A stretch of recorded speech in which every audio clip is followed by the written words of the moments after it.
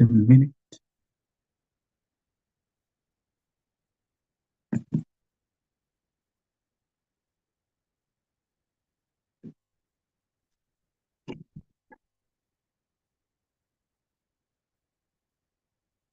Okay. How many of you could remember what we covered last Friday? How many of you took down notes of what we covered last Friday? Did you guys take down notes of what we covered last Friday? Or none of you took down notes?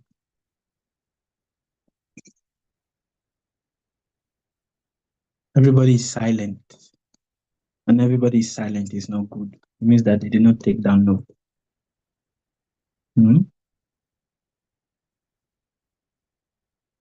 Hi, Prabhu. Hello, Rian Prabhu. Yeah, Friday we spoke about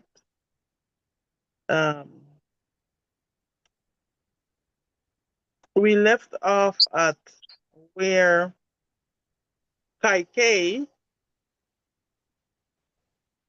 manipulated the king so he could put her son as the king, and exiles were about to exile Ram. I think that's where we left off. Yes, you're correct. Thank you very much. We're very grateful. How many of you learned something from that? Did you learn something from it?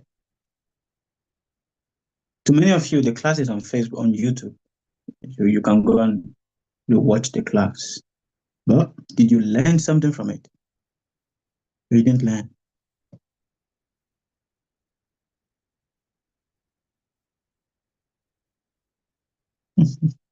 Okay. Let's start.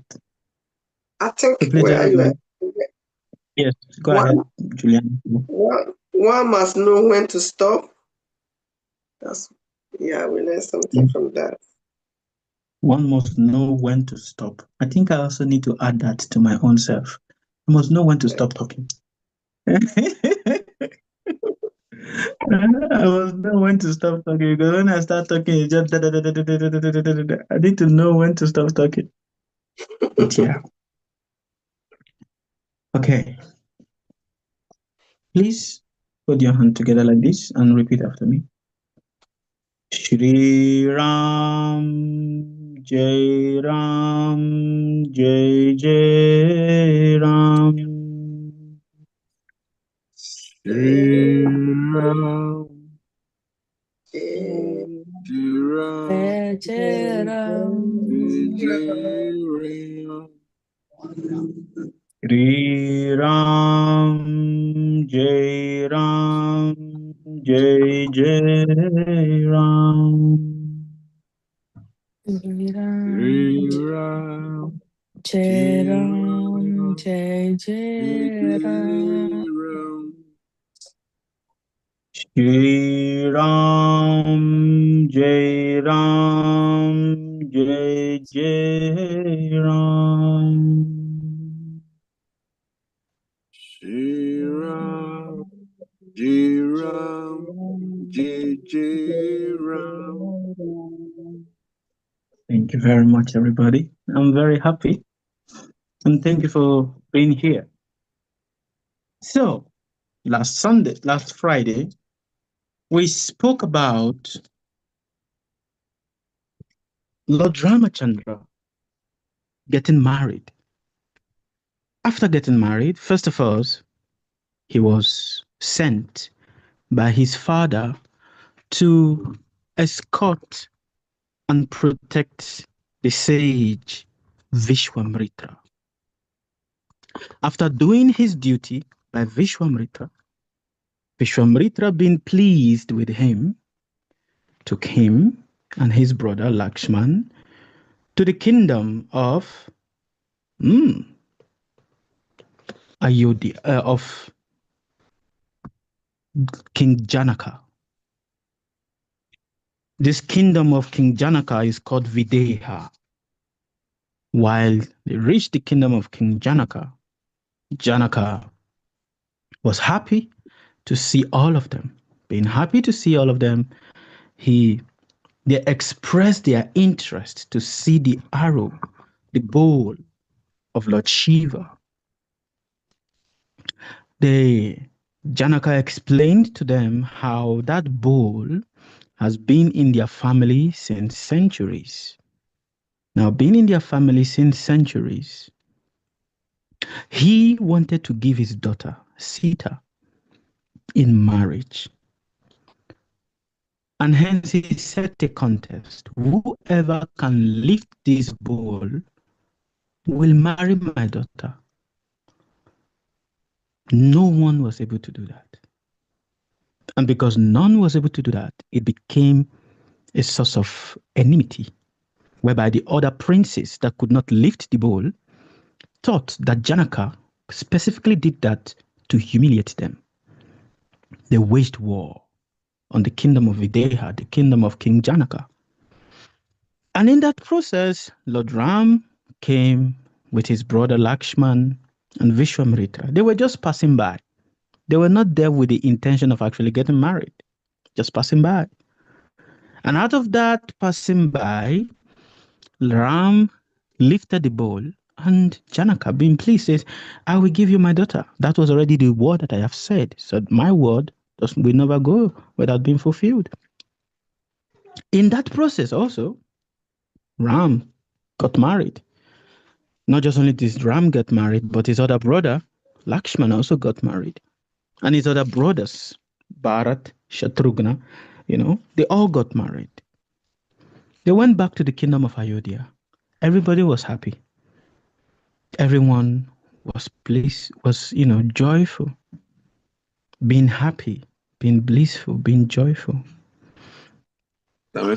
The king, after being a king for some time, understood that, okay, I have done my part.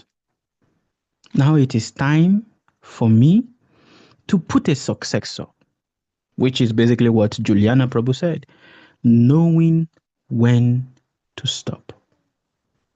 It is time for me to put a successor. And seeing that my son, this boy, Lakshman, is very qualified, let him take over the kingdom. But before he did that, the son of Kaikeyi, Bharat, he sent him to go and visit and stay with his mother's father, which is his grandfather, the father of Kaikeyi. Sensing all of this, the maidservant of Kaikeyi, it was said, no one knows her origin. No one knows how Mantra was born. But the ancient teacher says Mantra was actually a celestial nymph that was placed, specifically placed, to act as a disruptor and to enable the exile of who? Of Ram. Mantra, being there, seeing all of this, went, met Kaikeyi, and said to her, oh, foolish woman, don't you see what is happening? Your son is being bypassed, and another person is being made the king. Don't you see this is the cruel and cunning plan of King Dasharat? Don't you see that why did he make this plan when your son is not there? Your son Bharat is not in the kingdom of Ayodhya. In his absence, why did he choose to do this? If not that he has an evil intention. Kaikeyi said, yeah, you are right. He must have some intention in his mind for him to do this. So, what should I do? Oh, you know that you are his beloved. He loves you. So, go to the weeping room, the chamber of sadness. Stay there. And when he comes, demand of him the promise he promised you in the beginning before he got married to you. You remember he made 3 promises? Demand of him of that promise. Mantra said, Kaikei said, okay. She removed her beautiful jewelries, donned a black garment, and went into the weeping chambers. King Dasharat, being in love with his wife, came. Was like, where is Kaikei? I need to tell her the good news. Where is she? Where is she? Where is she? Oh, she's not here, Your Highness. Where? She's gone into the weeping chambers. Did anybody make her upset?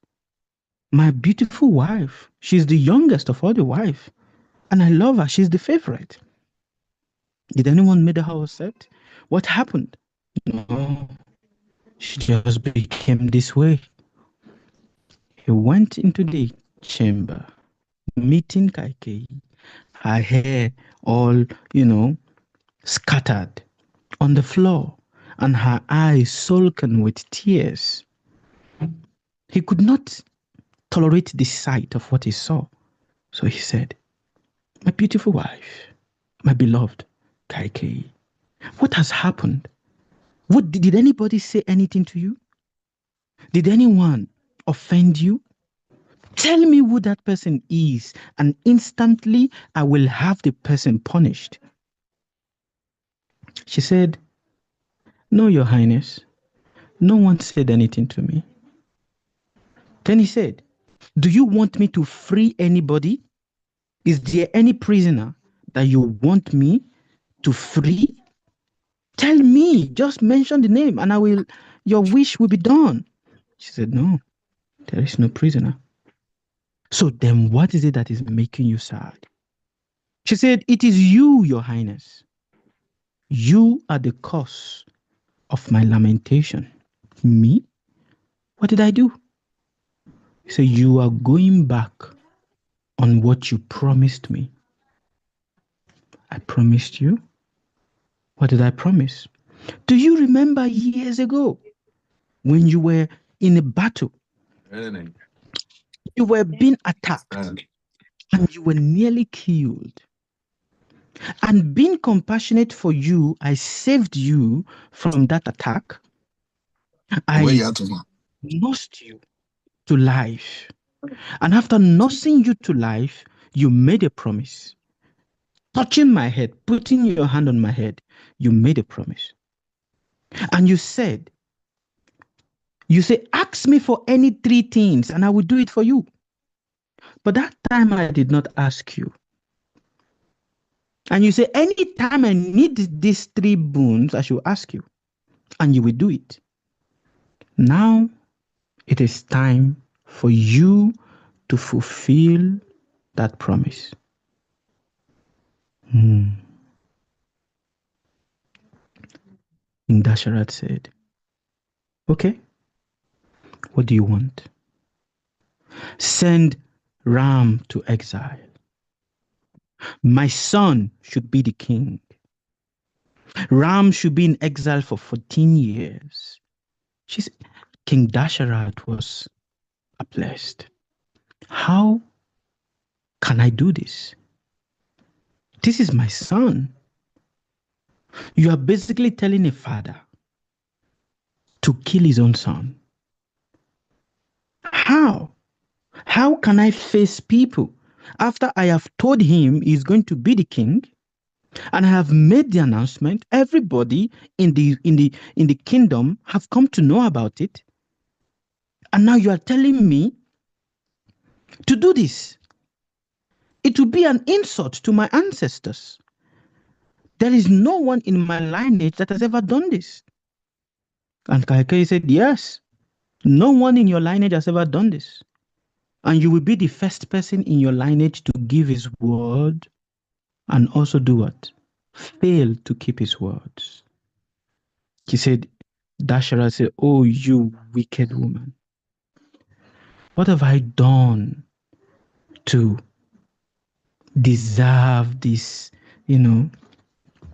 this fate? Why do you decide to do this to me, to humiliate me in this way? Kaikei said, I didn't do it to you. You did it to yourself. Dasharat was restless all through the night. He was restless. How is he going to face his son, Ram? How will he face his ministers? How will he face his subjects, the people of his kingdom? That he has promised them that his Ram is going to be the king, and now he's not going to be the king anymore. And now he's not just only on that, he's going to be exiled. All through the night, Dasharat was restless. He could not think, he could not sit, he could not do anything. He was paralyzed with grief. When the day came, when morning broke, and they came to tell him, O king, Param Shukrabaktam, it is now daytime. The king says, you have brought me the most worst news, telling me it is daytime. I wish it can be night forever. Send for my son, Ram. They went to the palace of Ram. He was there with Sita, attending to their daily activities. I said, dear Lord Ram, the king has sent for you. Okay. He said to Sita, maybe my father have called me so we can discuss about my coronation. So let me go and meet him quickly. He went into the palace. The father did not call him into the palace, but rather called him into the palace of Kaikei.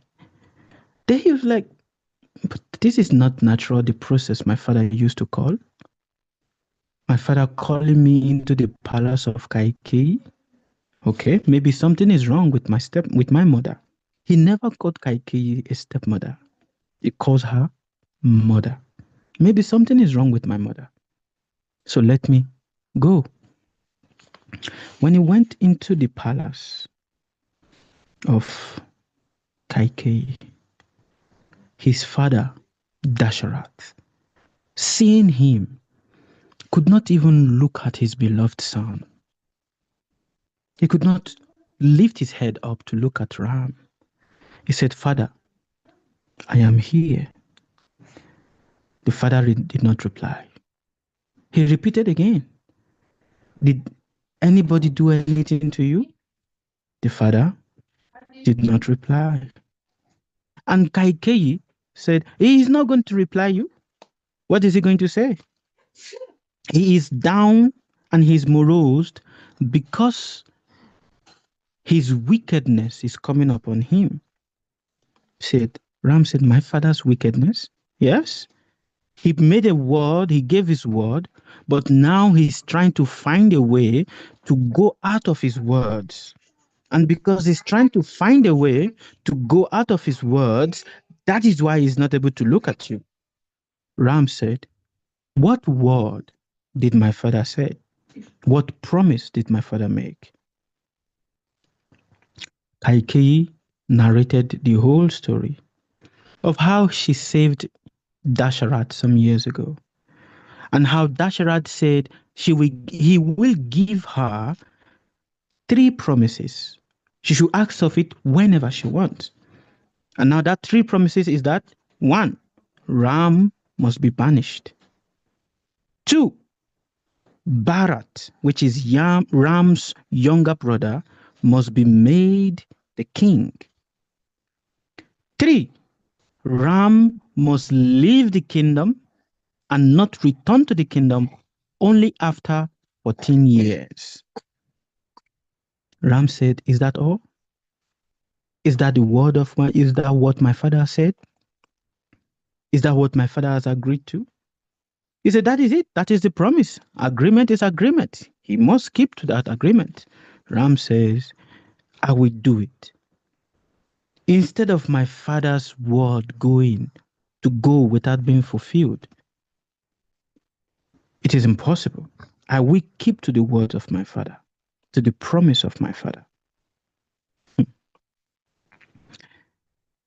In the midst of great humiliation, how we keep ourselves is very, very important.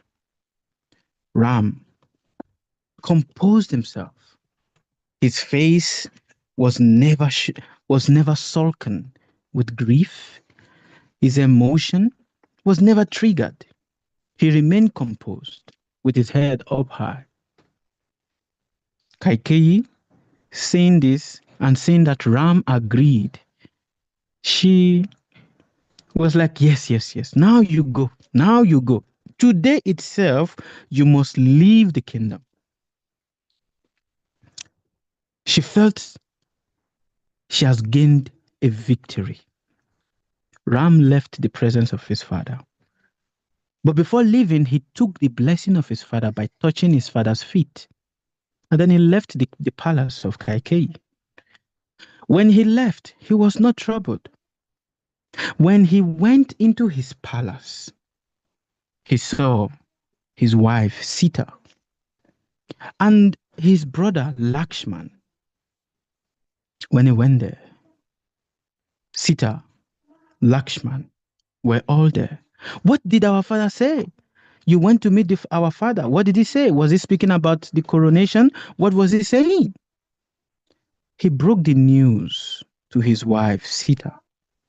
"This is what my father have said, that I am to be banished from the kingdom. My younger brother Bharat is to be made the king, and I am to go into exile for 14 years. When Lakshman heard this, he said, "And you accepted?" Ram said, "That is the word of my father." To hell with our father. Lakshman is known to have very hot temper. He said, "To hell with our father." What kind of a father is that? To hell with his words. Why should you get punished for what he did? Impossible.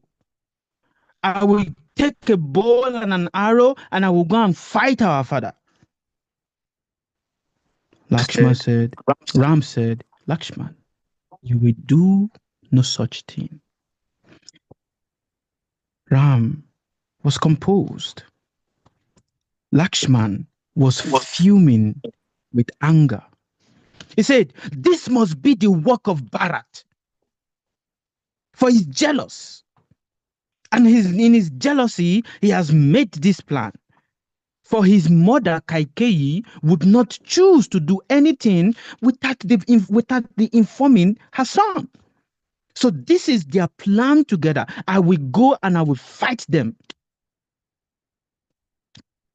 Ram said, "No, Lakshman, don't do that. No. It is the honor of anything and of everything in life. The honor of our father must be preserved. No matter anything. We must never do anything as a son to tarnish the honor of our father." Lakshman said, "To hell with our father. A son is allowed to do things if he senses that his father is being unjust. A son is allowed to fight his father if he sees that the father is doing action that is unjust. There is nothing that is against that." Ram said, "No matter whatever injustice that is observed, the son must always maintain the dignity of the father." In this way, he said to Lakshman, Put your arrow down and put your bow down. Just a minute.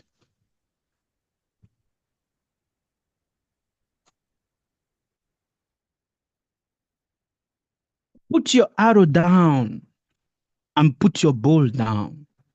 For we will not shed any blood, neither will we fight our kinsmen. Lakshman was fuming. But Lakshman has extreme respect and extreme devotion for his elder brother Ram. So he kept quiet. And then he turned to Sita and said to Sita, my beloved wife, unfortunately, this is the plight of your husband. And hence, I will have to leave you in the kingdom in the care of my mother, for you to take care of my mother and my father while I am not around. Sita, looking at her husband in a semi-angry manner, said, how dare you say such a thing to me? Do you think I am a woman that you just picked anyhow from the street? For you to even say this kind of thing to me? Did you pick me anyhow from the street?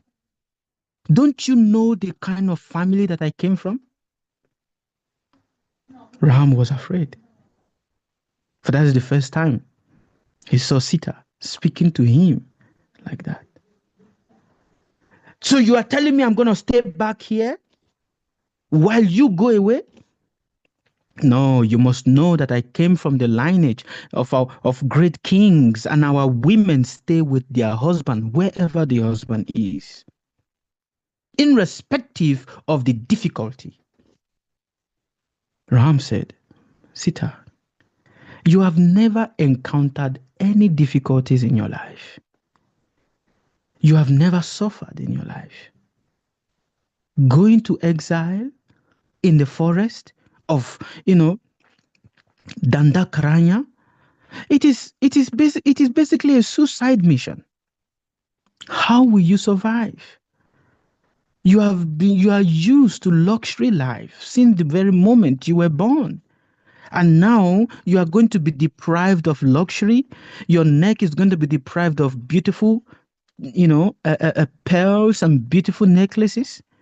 Your hair that used to be perfumed with beautiful oils is not going to be perfumed again. You grew up with servants serving you and being there for every of your needs. And now you are not going to have any of that. I cannot even bear this thought. Sita said, and so what? Wherever my husband is, that is where I am going to be. Ram tried to to dissuade Sita, but Sita was very much fixed on her decision. She said, if you did not consult me before accepting to defend the honor of your father, why then should I consult you to accept and defend my own husband's honor? Wherever you go, that is where I am going to be. Ram, seeing that he could not dissuade Sita, kept silent. Before time, the news spread around the palace that this is what has happened. Our prince that was announced a few days ago that is going to be the crown prince has now been dethroned. Our future king has been dethroned, and above it all, he is being sent on exile. Not exile to be locked up in his palace, but exile to go into the forest for 14 years. And another person is being put in his place.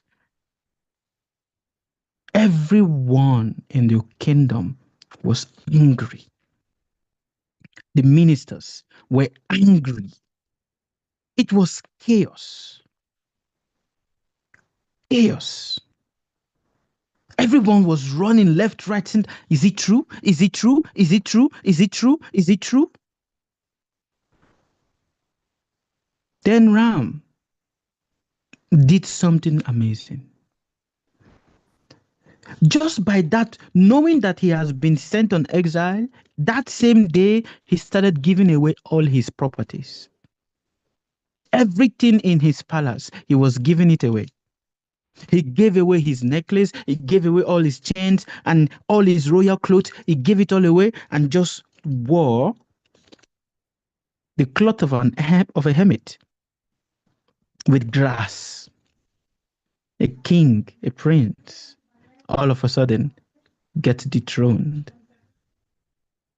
There is a lesson here for all of us before we continue.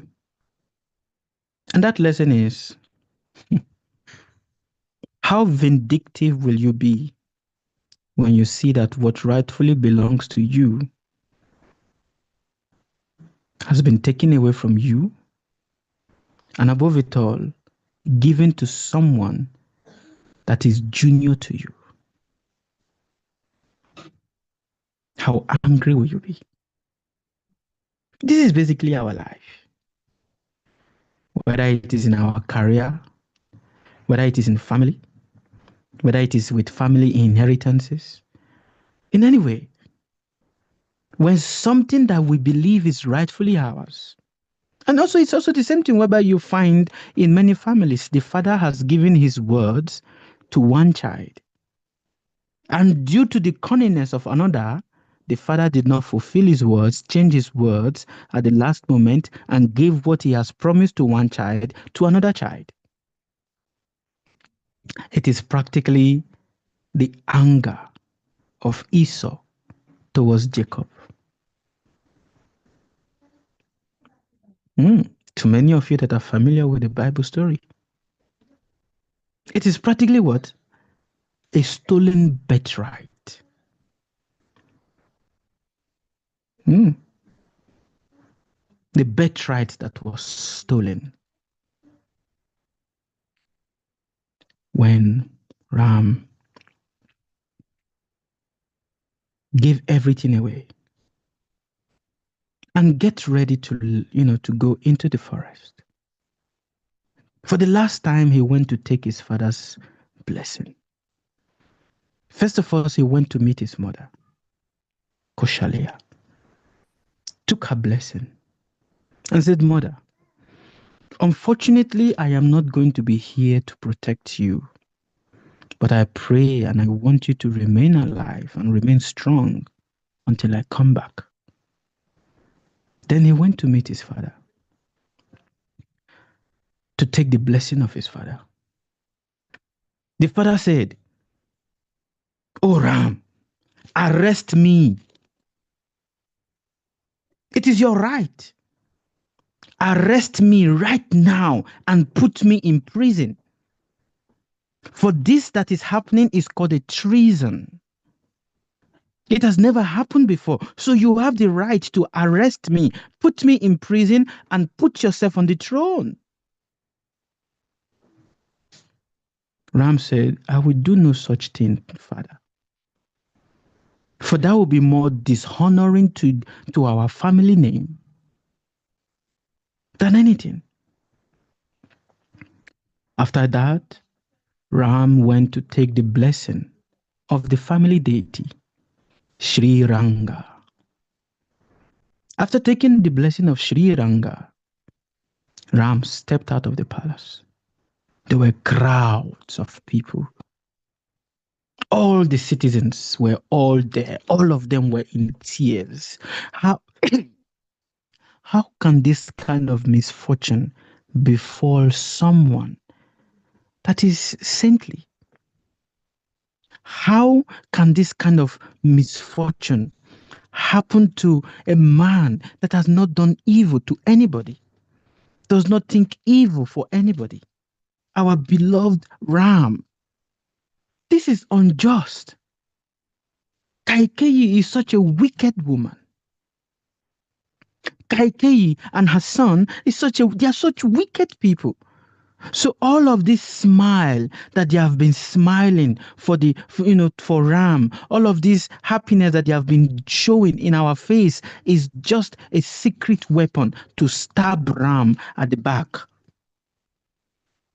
Everyone were in tears. Tears.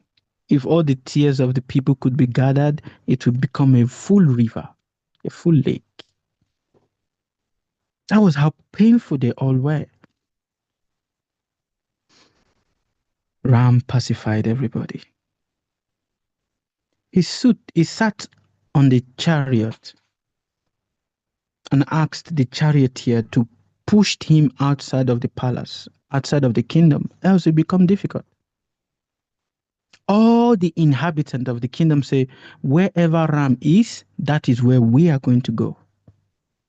If Ram is going on exile, we are going to desert this kingdom. So let us see who is Bharat going to rule over. Everyone in the kingdom started following Ram. Ram was begging them, please go back. Everybody, please go back. You cannot leave the kingdom. Please go back. They refused. They were following him. This is how much they love him.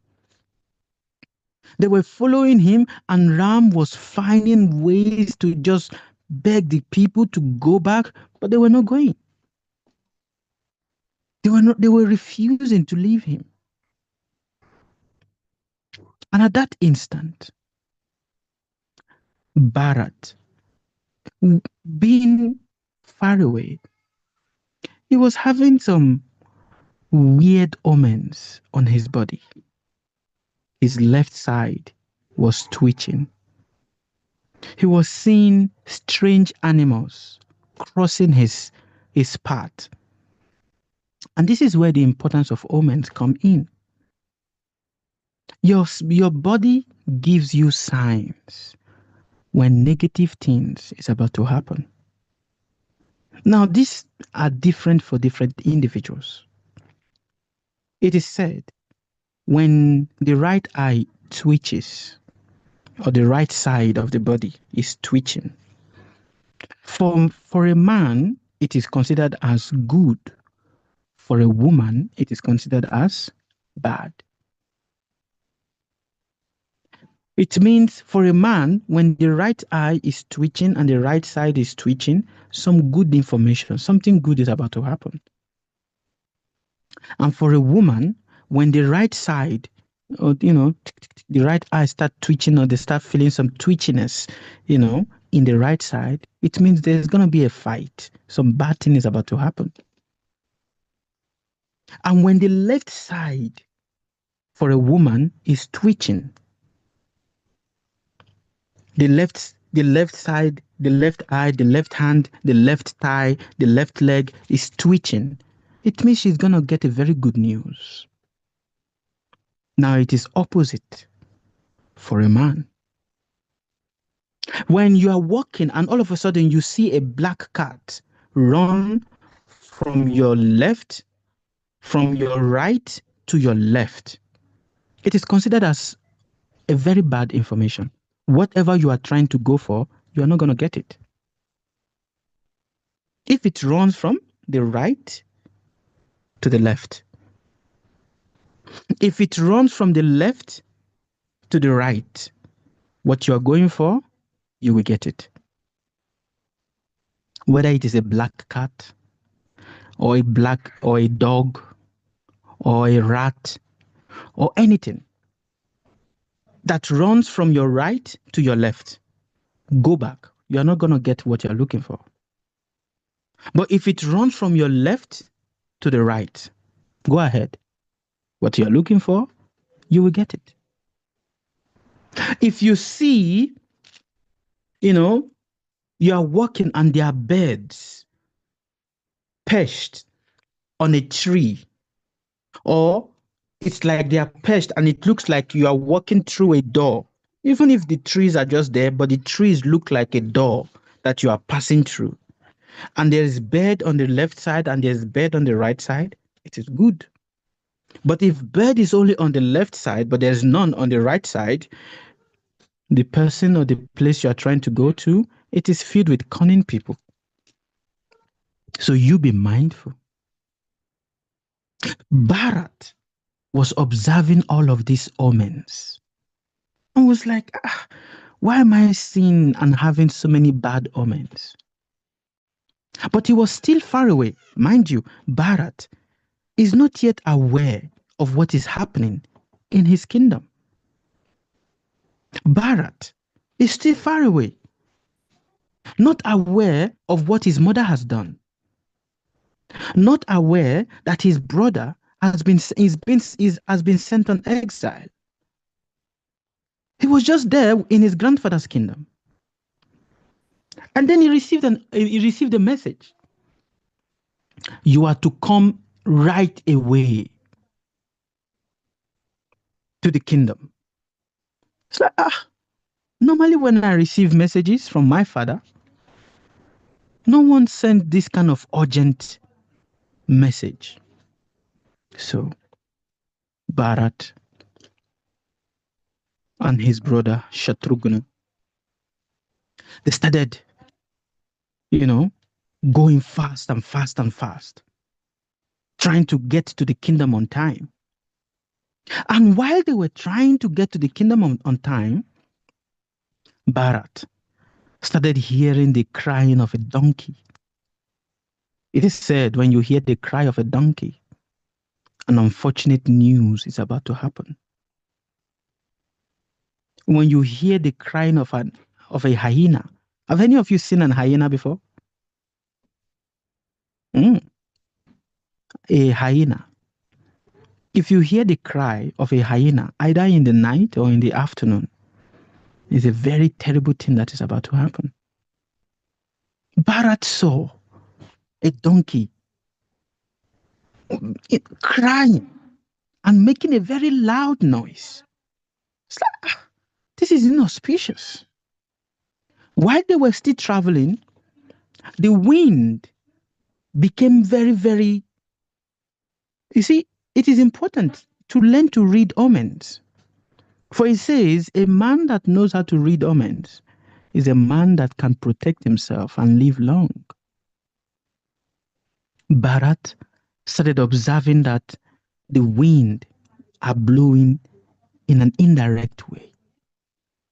Normally, wind is supposed to blow gently, but the wind is blowing very, very fierce.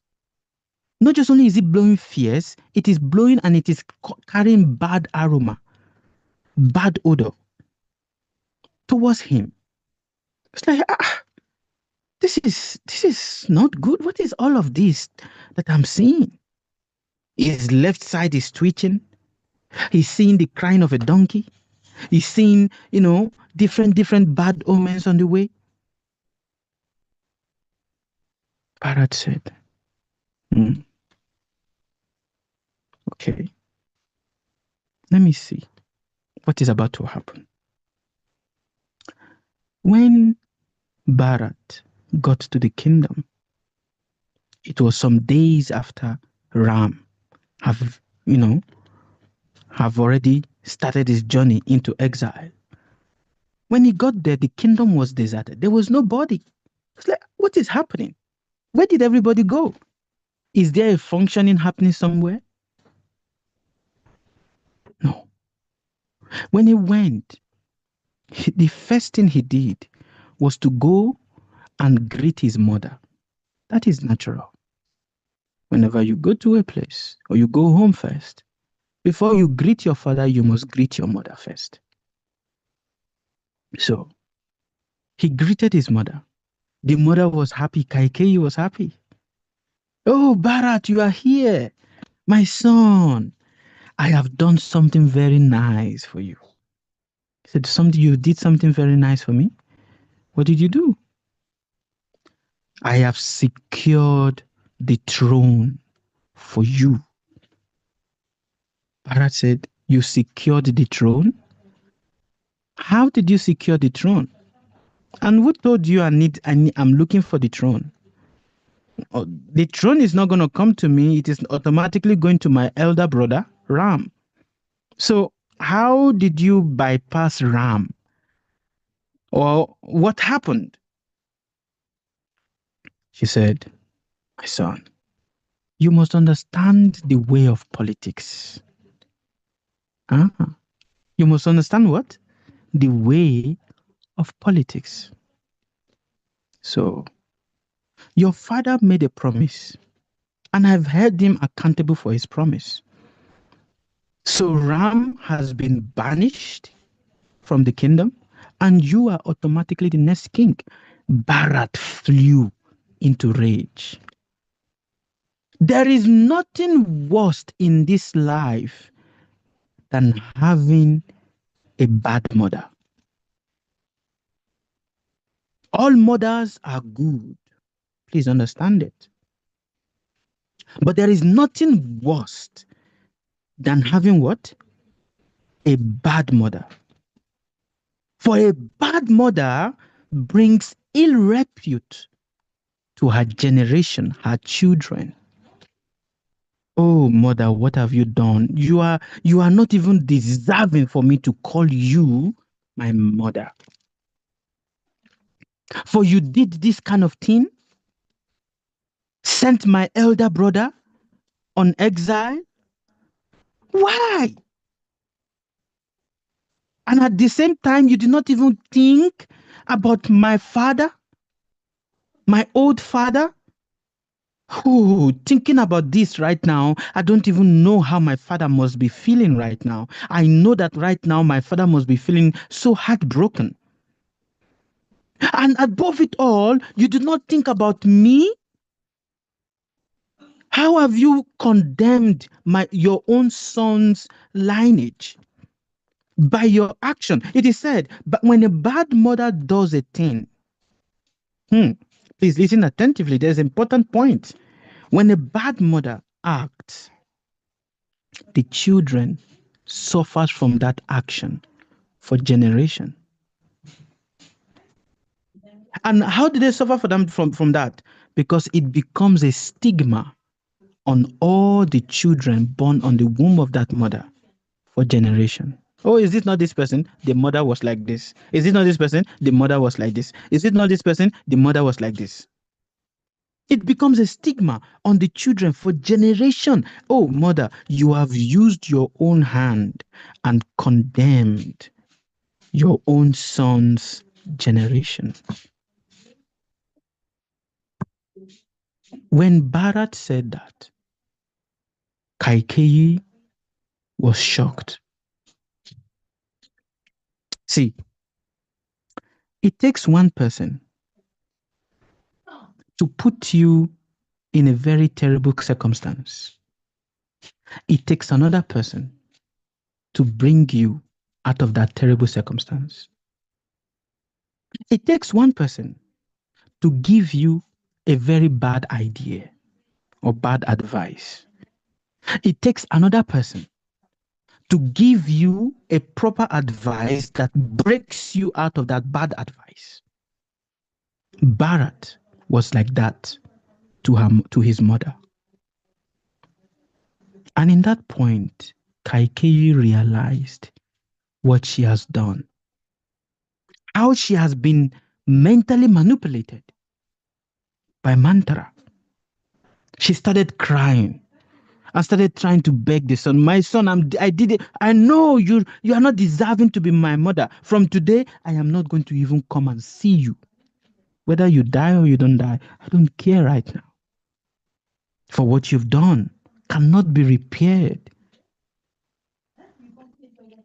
He left the palace of his mother and went to meet his father. When he went there, the father was laying in bed. He has gotten a heart attack. He's about to die. He's basically, struggling to live. He does not know what to do. What kind of misfortune? It is the joy of a father is to see their children making progress. A father feels not to, it feels like dying when he sees his children not making progress in his own eye. It is considered a blessing when a father is alive to see his own children becoming what? Successful.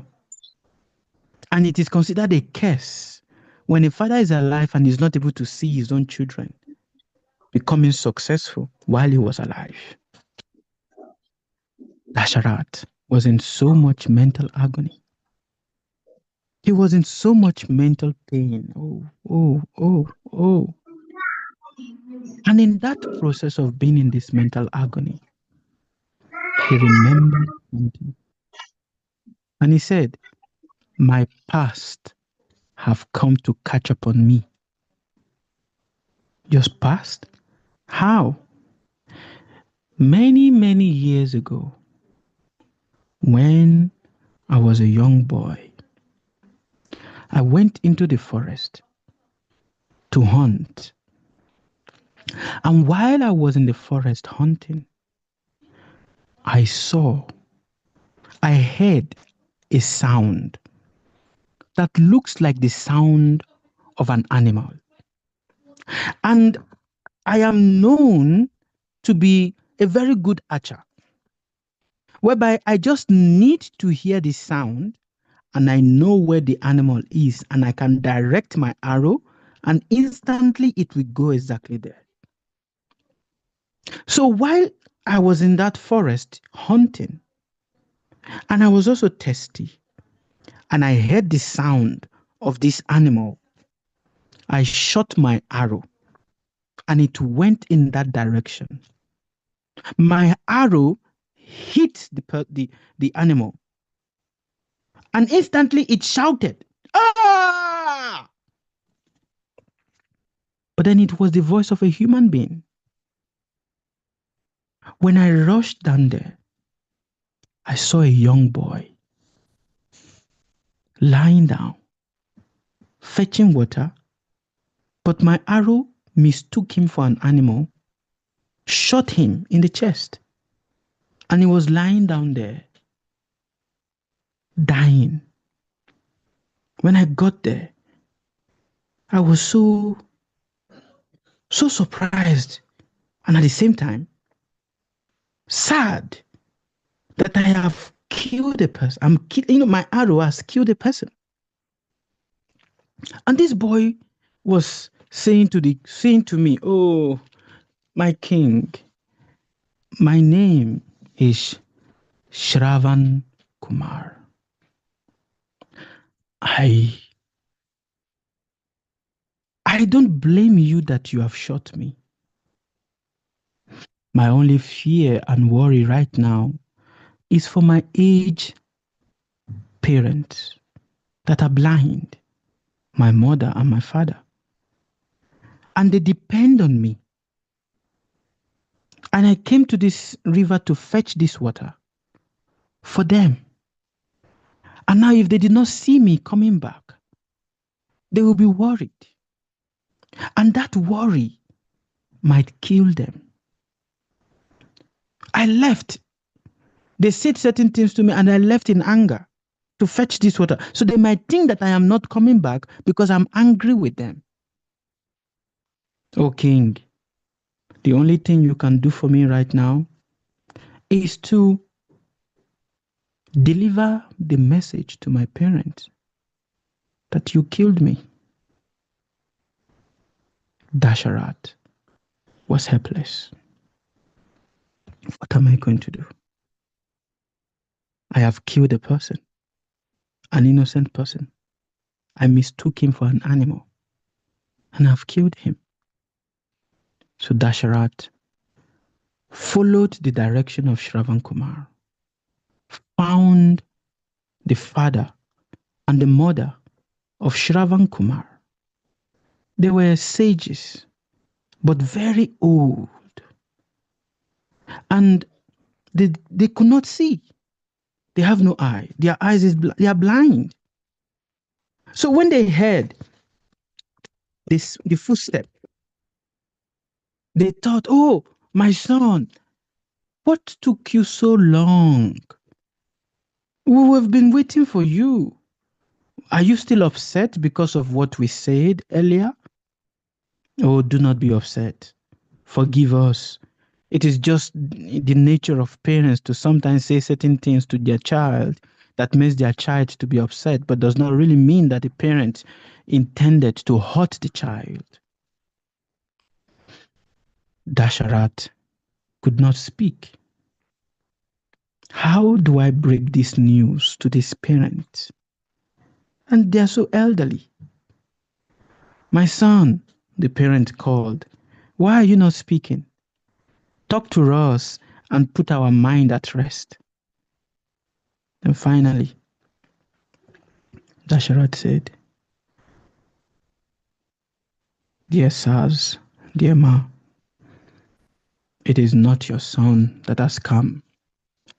It is me, Dasharat of Ayodhya. I have come to you. Oh, King Dasharat, why have you come? Did you see our son? We are waiting for him. Yes, I came because of your son. Oh, okay. Is everything okay? No, nothing is okay. While I was in hunting, I heard the sound of an animal, and I shot my arrow in that direction. And mistakenly, my arrow has killed your son.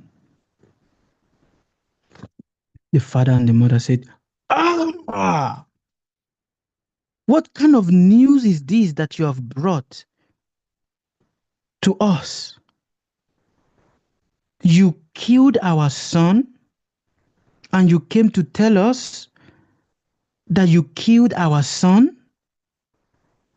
Oh, our son, our only son, our eyes, we are blind. We cannot move. He is the one that is helping us to move around. He is our eye. And you've killed him? Oh, what a wicked king you are. And above it all, you mistook him to be an animal? Oh, what a wicked king you are. You have taken away the only source of happiness that we have in this world. And because you've done this to us, we also curse you. That just as you have taken away the only source of happiness that we have, a time will also come in your life where your only source of happiness will also be taken away from you. And as they said that, they died.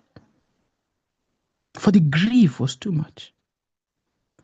Now Dasharat had to bury 3 people in the same day.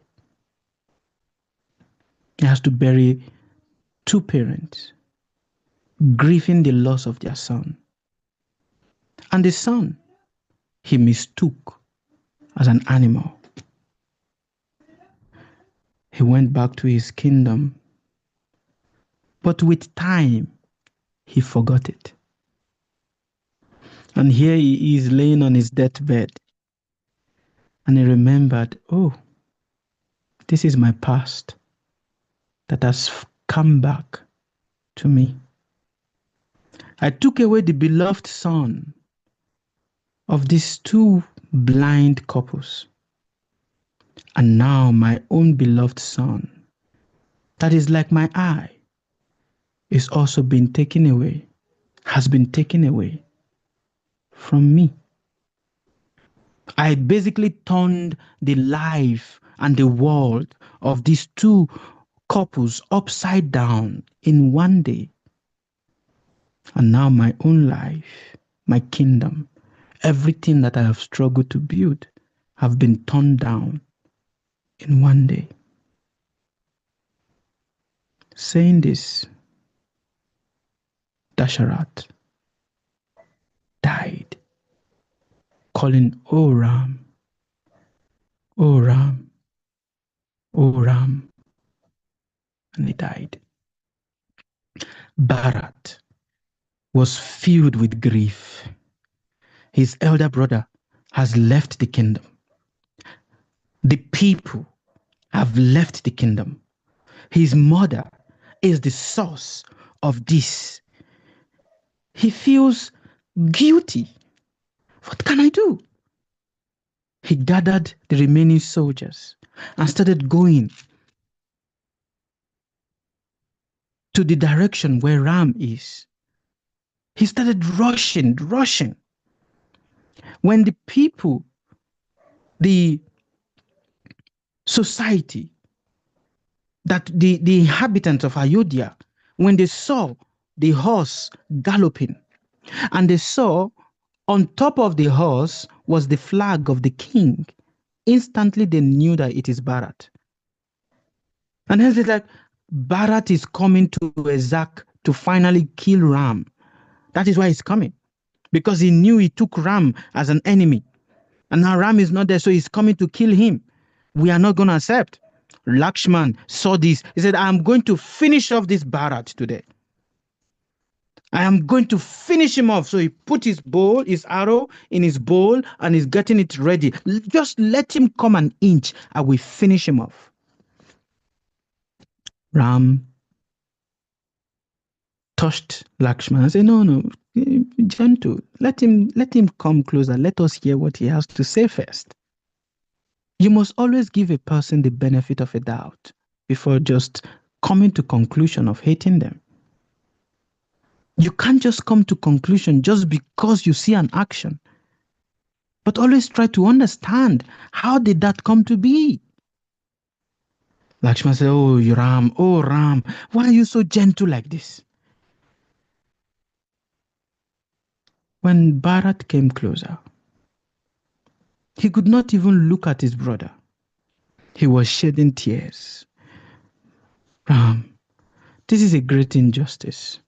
My mother did this, and I'm so troubled that I am the son of such a mother.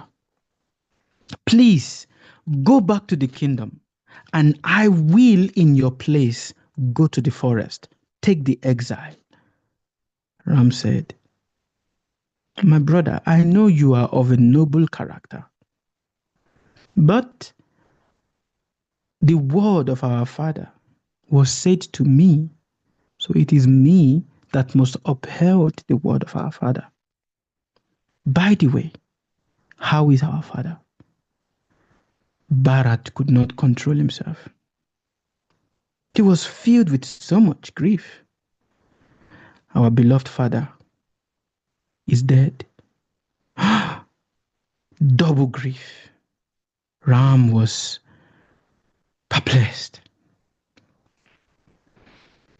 Okay. You should go back to the kingdom, and you should take all the people back with you to the kingdom, and you should rule the kingdom justly. Bharat said, I will never rule the kingdom. The kingdom is rightfully yours. I cannot take what is not mine. It is rightfully yours. Bharat pacified Ram again and again and again and again. Ram said, no, I must keep to the word of our father. And hence Ram tactfully pacified all the people to go back to the kingdom. And in the way he did it was by deceiving them. Because if he continued moving in the chariot, they will continue following him. So he came down from the chariot and said, okay, let us all go. And he sent the chariot to go ahead. So the people thought he was going back to the kingdom. And they also started going back to the kingdom, while he and Lakshman and Sita snuck out and continued their journey on foot. Bharat went back to the kingdom. did the crematory activities, and Ram also did the crematory activities before he left of his father. But Bharat did something very amazing. He said, if Ram, my brother, has gone into the forest, I will not enter into the kingdom. He took the sandal of Ram and placed the sandal on top of the throne. He said, Ram is the rightful king. His sandal is serving incognito on behalf of him. I am his subject. So what Bharat did is he also changed, he removed all the jewelry from his neck, changed it all and said, I am also going to stand, I will stay, I will build my hut outside of the palace, outside of the kingdom. In the gate, I will live there. Until my brother, Ram, comes back to the kingdom. Then only then will I will I come back to the kingdom or go into the palace. So the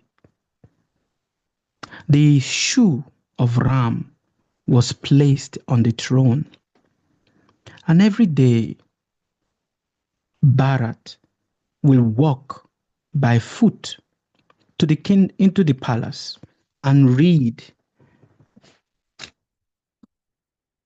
the activity of the day, the announcement of the day to the shoe of Ram. Every day. Samraj Ramachandra. This is the activity of the day.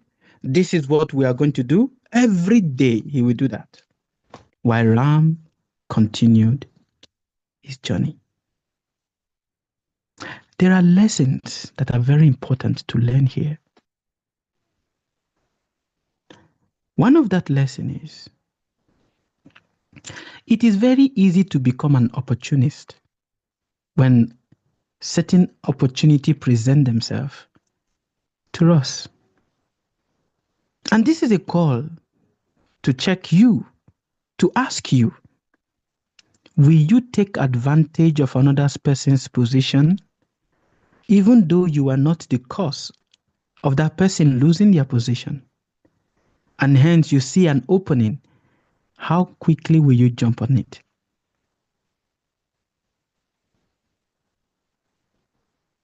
It is important to reflect.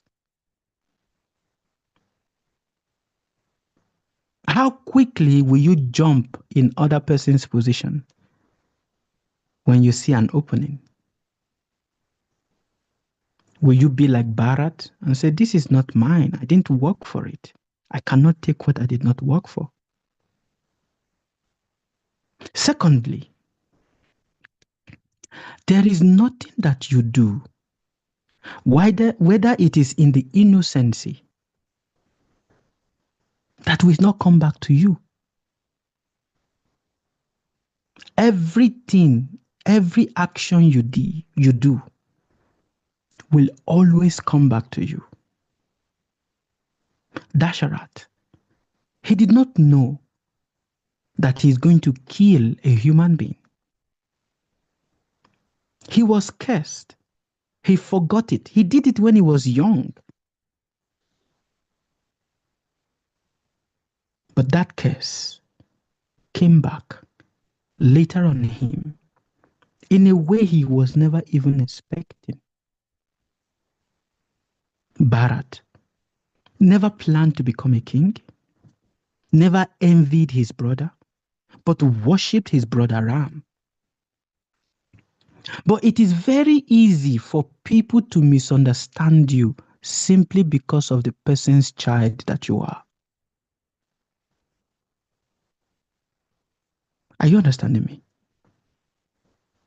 Just because your father is a thief, it is very easy for people to also say, hey, if the son is also going to be a thief.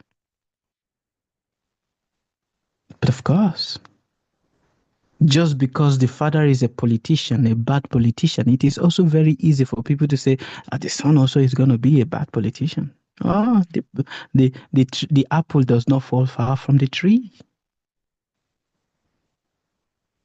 Assumptions kills people. People misjudged the true intention of Bharat just because of the people he was associating with. Just because of the people that were around him. Guess what? In this life, people will misjudge your character simply because of the people they see around you. And that's the reality.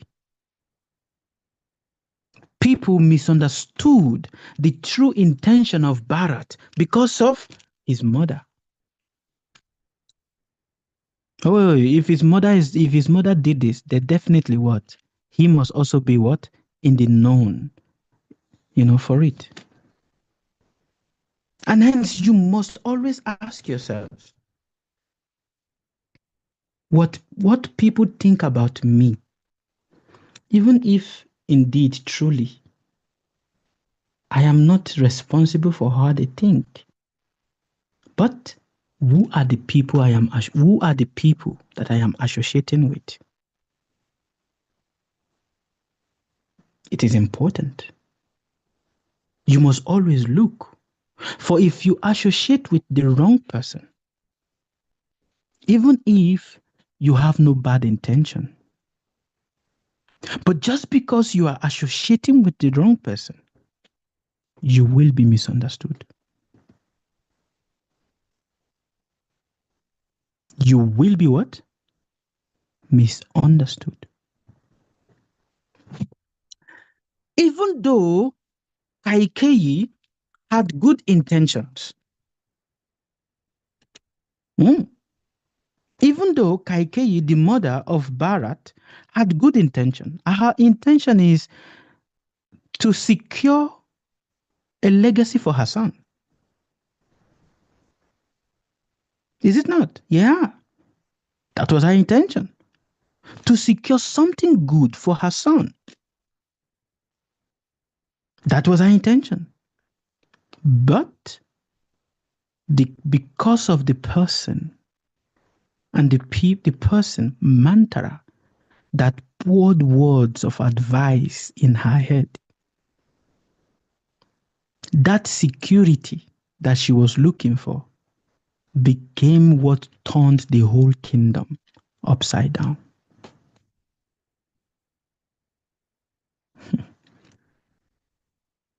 There are many times in our life that we have associated with people, or people have associated with us, or even we, our own self. We are trying to secure something for ourselves. Hey, if I don't secure it for my children, who is going to secure it? Other women will try to take it away from my husband, or other women will try to take it away from my father, or, many times. But in doing that, we think we are trying to protect something for ourselves. But in that process, we turn everything upside down. And that is something you must understand. This is very, very important.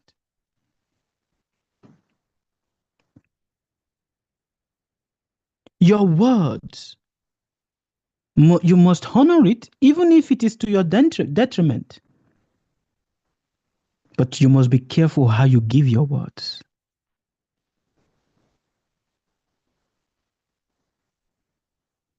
Are you understanding? You must honor your words, yes, but you must be careful how you do what? How you give your words, especially who you give your words to. For you, whoever you think is a friend today becomes a worst enemy tomorrow.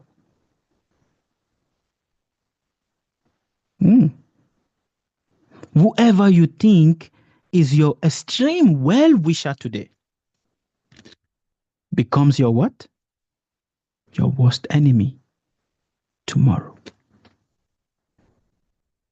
But how dignified will you be like Ram, like Bharat, when faced with the worst phases, with the worst point of your life, how dignified will you be? Many of us, it is very easy to lose sight of what is right when we are faced in, or when we feel that we are cornered. We become cunning, we become duplicitous, we become conniving, we become manipulative. An eye for an eye, an ear for an ear. But look at what Ram did. Ram did the exact opposite. The exact what?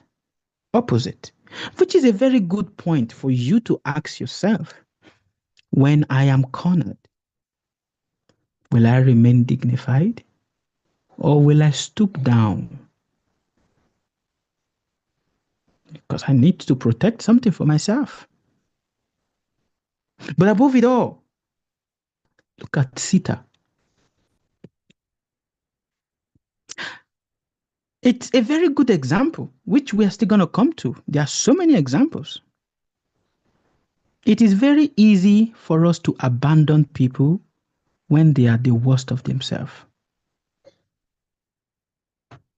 And many of us are very guilty of that. We have abandoned people when they are at their worst.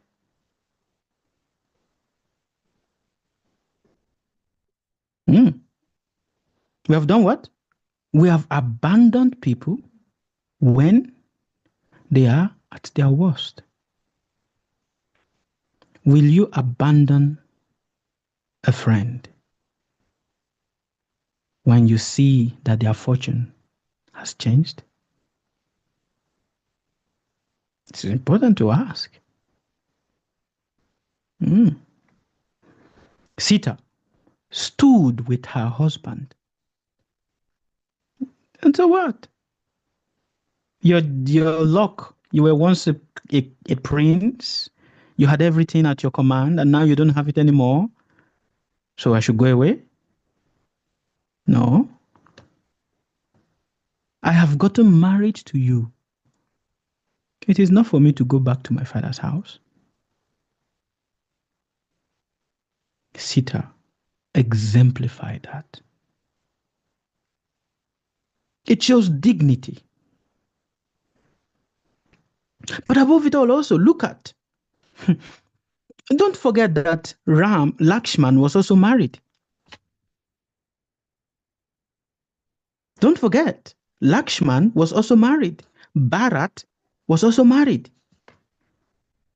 The wife of Bharat said, if my husband has decided not to step into the kingdom and stay outside, waiting for his brother to come back, I will also do the same.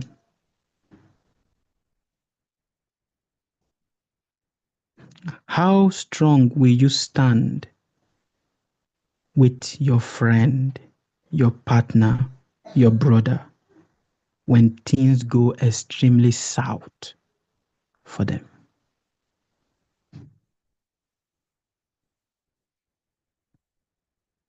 It is important to ask. Kaushalya, the mother of Ram. Even when, just look at it. I said, a good mother is a pride. A bad mother is a curse. Kaushalya, if it was us in this day and age, we see someone doing an injustice to our child, we will jump to fight the person. Is it not? We will jump to do what? To fight the person. How dare you touch my child? You touch my child. You touch my child. You touch me. Huh? And it is very easy for us to curse people when we see an injustice is done. But look at Koshalia. Even though the injustice was done to her son, she was very sad that her son has to pass through this, which is Ram. She never laid one curse on Kaikeyi.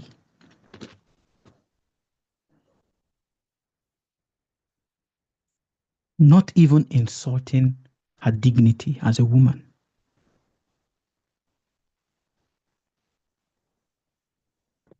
Not even doing that. Talk less of hating her. She never did that.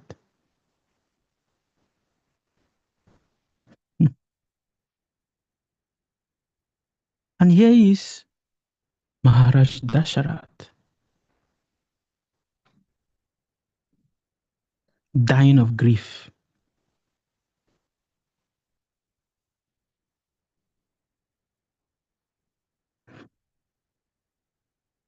Now, many of you might say, but he's a king. He's supposed to be self-realized and controlling his senses. Is it not? He's supposed to be able to control his senses. He's supposed to be able to control his intelligence. But this is the nature of grief. You cannot speak of grief if you've not experienced it.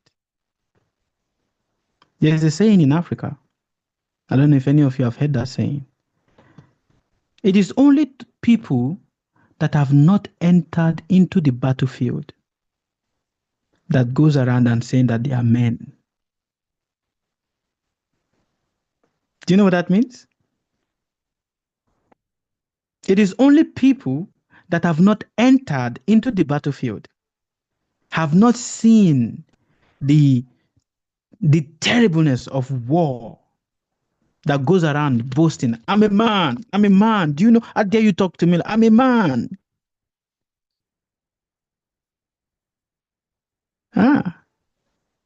Which means it's only a person that has not really experienced extreme tribulation that goes around saying to other people, "What do you know what I have passed through in my life? Do you know? How dare you talk to me like that? What right do you have to talk to me like? Do you know what I have passed through?" But those that have truly passed through extreme tribulations, extremely gentle and quiet, for they know.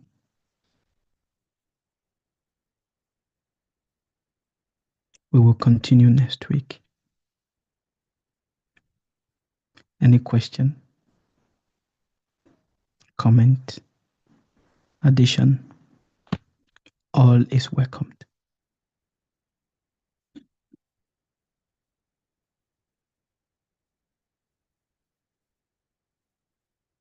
Yes?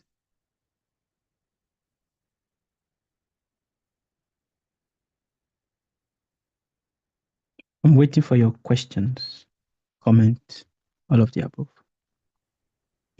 Respectful greetings, Baba. Respectful greetings to you too, Miss Pretty. Prabhu, how are you? Very, very well, thank you. How are you? Still alive? Thank you for the amazing teachings. It's really good to hear the story. My question is, you know, when you said King Dashrath had made a mistake when he was young, he didn't have the intention of killing Shravana. He did because he didn't really know it. But the arrow went and killed Shravana, right? So doesn't when somebody don't have an intention of killing and it happen, doesn't that reduce the karma reduce? Or does he still have to go through the same karma of losing his son? Yeah. Because intention matters, isn't it? Yeah, that is a very good question. The karma does not reduce. Oh, I did not have intention to slap this person. My hand just touched the person. I didn't plan it. I did not have the intention. I was just walking and mistakenly my hand went bah, and it was like a slap bah on the face of the person. And we still have to suffer the emotion that has been created. Because what is karma? Karma is emotion. The emotion that we have created in other people, we also have to experience it.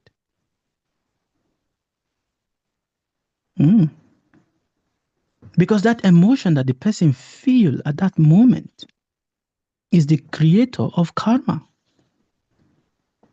And hence we are going to experience everything.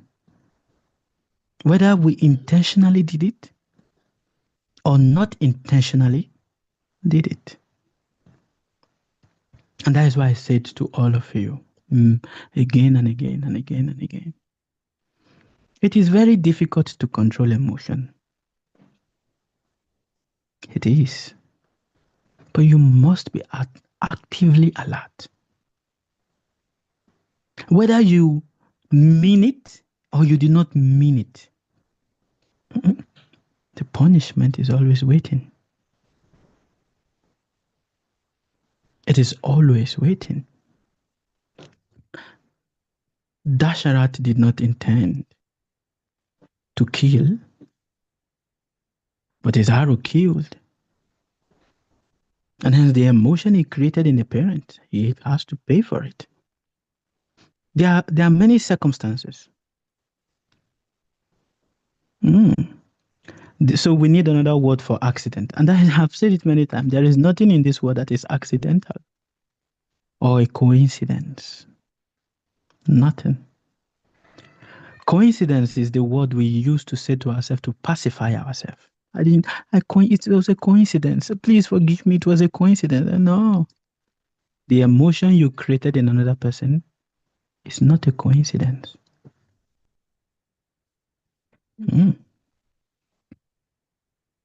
But at the same time, in the story, everybody else have accepted the fate, even though Rama had accepted, and so does Bharata, so does Lakshman, and so does Sita. Everybody accepted, and none of them decided to quit. Yes, everybody have accepted, but that does not mean that they are also exempted. They accept because they don't want to create more karma. So they were wise, they were aware what is happening. Yes. Yes. And hence they accepted.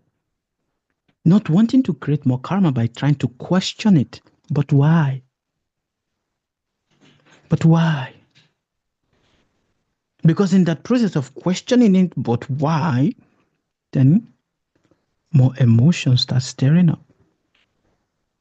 And then more karma start brewing. And that is why you see Ram was composed all through. There are many more calamities that Lord Ram passed through. Many more. Oh, you guys are going to hear a lot of it. But in all of this, he remained accused. And one of the greatest injustice we do to ourselves is asking, but why me?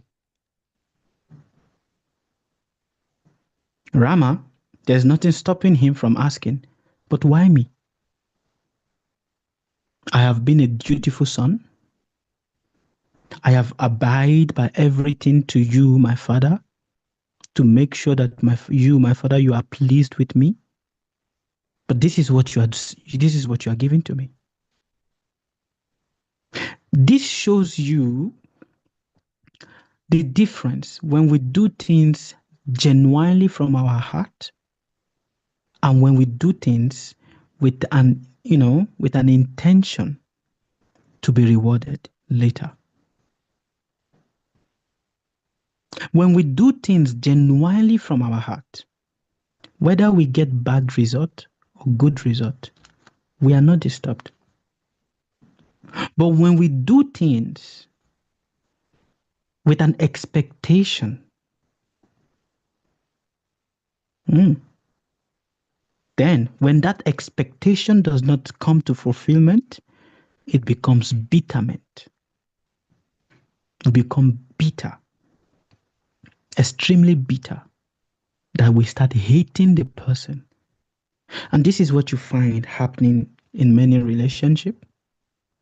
This is what you find happening between many siblings. This is what you find happening in many career choices and in many circumstances of our life, whereby I need to do it so that I need to get that position. I need to get that position. So let me please the boss. Let me please everybody. It was not being done from the genuineness of the heart. And because it was not being done from the genuineness of the heart, we're just doing it because we're expecting something. And hence, when that which we're expecting does not come, it becomes a resentment of extreme anger, irritation, that we become vindictive. The same with relationship. Many people say, I have stopped giving my all in this relationship because what is the use of giving it when the person is not reciprocating? Why should I do it? I'm doing it, but the person is not even reciprocating, is not even looking at me. So why should I continue doing it? It means that you're doing, and the reward you're trying to get is just that reciprocation.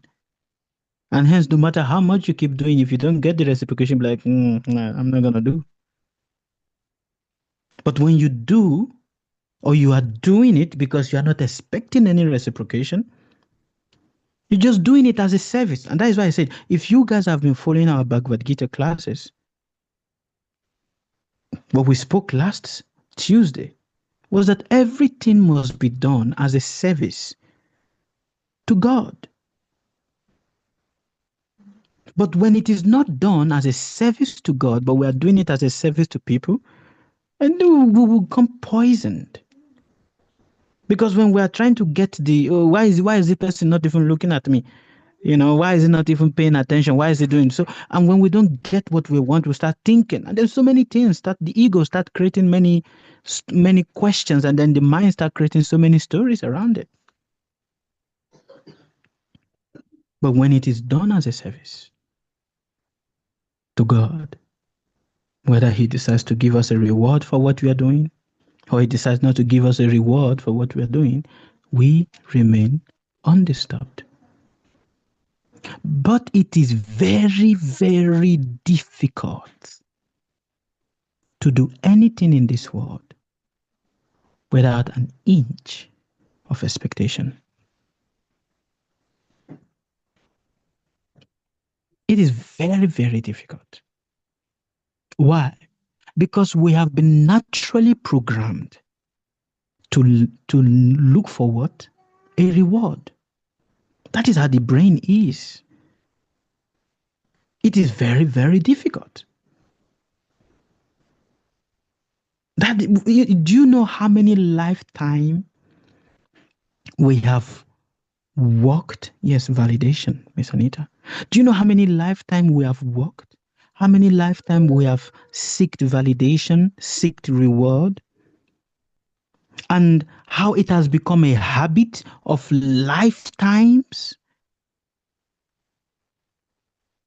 And because it has become a habit of lifetimes, now trying to detoxify yourself from that is very difficult. It is very, very difficult. And hence, it takes only the special grace of continuous listening, hearing, and proper association to be able to give that up. To be able to do what? Give that up. See, if you hear the beginning in last Friday, we spoke about how Dashera says, I thought you were my lover, but I never knew you were a poison, just waiting to kill me. And that is how Kaikei, in the beginning, she was just basically pouring on all her love. But then Mandara came to whisper, hey, what are you doing? What are you doing? You are working yourself off, you're putting so much of yourself, you're becoming practically a slave. At least get something for what you're doing now. Get paid for what you're doing. And this here, unfortunately, is many of the advices many of you will receive on the internet by so-called teachers, mentors, healthcare people, and so many. And this becomes the frustration that we put. Why am I not getting reward for what I'm doing? Why? I should get reward for what I'm doing. No? If your husband is not paying you money for what you're doing, you are just a slave. If your wife is not respecting you for all the effort, your wife is just taking advantage of you. So it becomes this tit for tat. A tit for tat. That is basically many of the relationship many of us we want to actually have with people. A tit for tat relationship. I give you this, you give me that. I give you this, you give me that. I give you this, you give me that. But when I give you this and you're not giving me that, then the ego starts. But why are you not giving me that? But if you really look at nature, tell me, is there anything you give to nature? But nature continuously gives. Is it not? Continuously give. But imagine if nature starts saying to you, all right, I will give you oxygen, but you have to give me, you have to give me your life. Or for every oxygen I give to you, you must give me 5 million. Oxygen will be very expensive, is it not?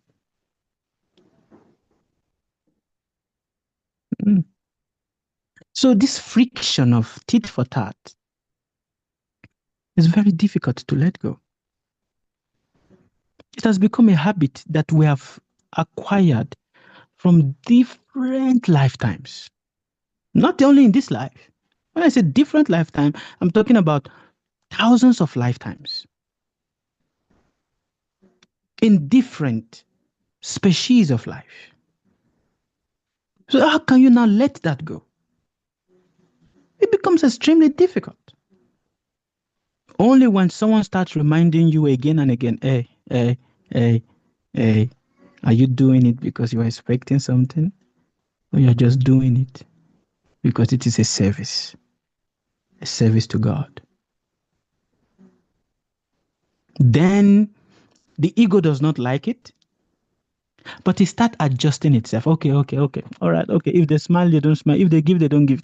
The ego starts gradually, but it takes, even at that itself, it takes what? It takes time. But when someone starts hammering it again and again into your head, we don't like it at first. Even sometimes we still don't like it, but still, gradually, it starts taking shape. Do you understand, Pretty Prabhu? Yes, Baba, I do. Thank you. Thank you very much for explaining. Merci. Thank you. Is there any other question? Yes, sir. I have a question, sir. Yes, Miss Elizabeth. Yeah.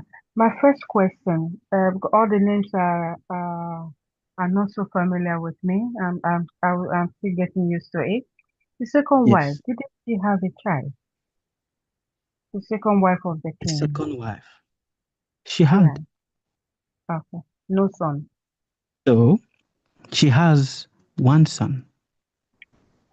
Yeah. So why didn't she um secure the place of the king for her son? Good question. Yeah. That is my So, first question.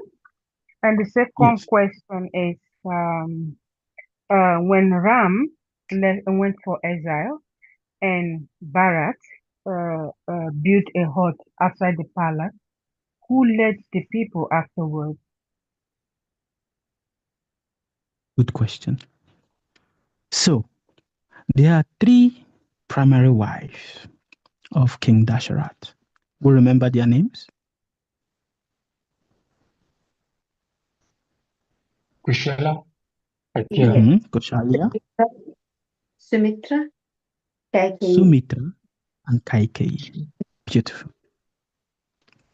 You see, Kaikeyi is the third wife. Sumitra is the second wife. Okay.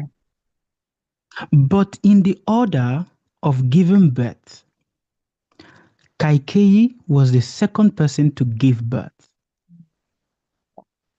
for the king. Okay. She is the third wife, but in order of birth, she was the second after Koshalia to give birth. Okay.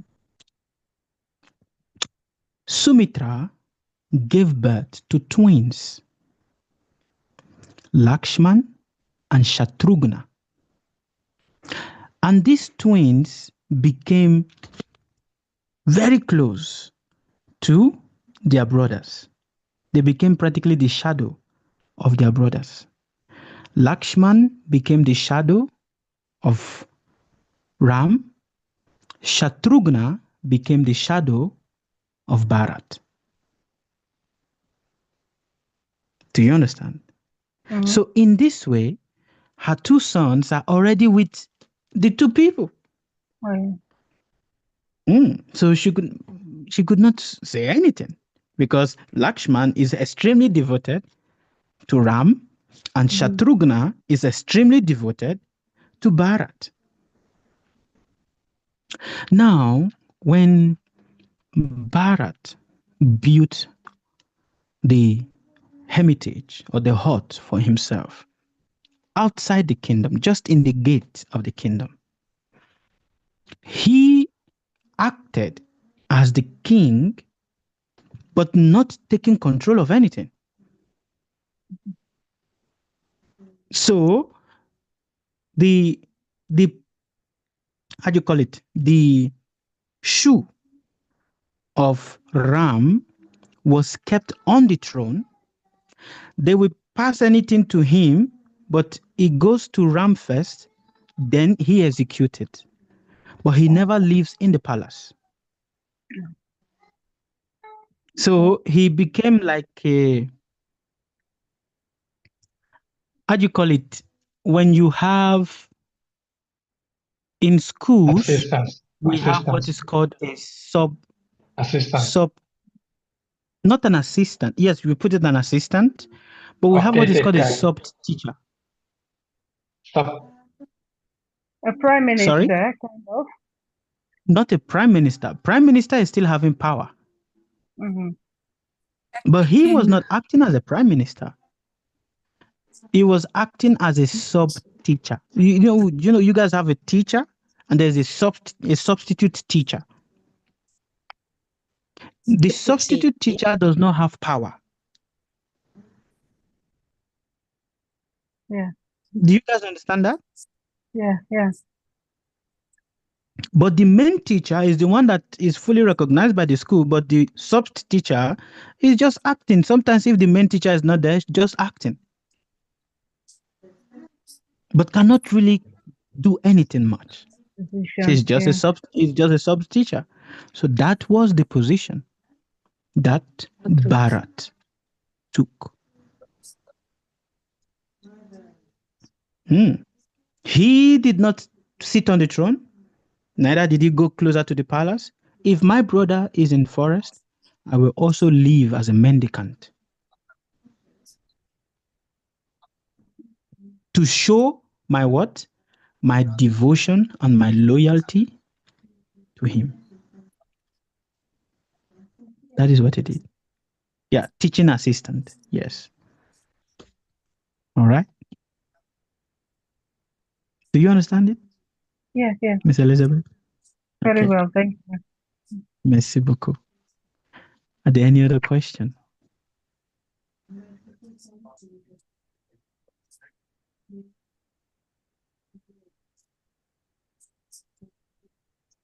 Are there any other question?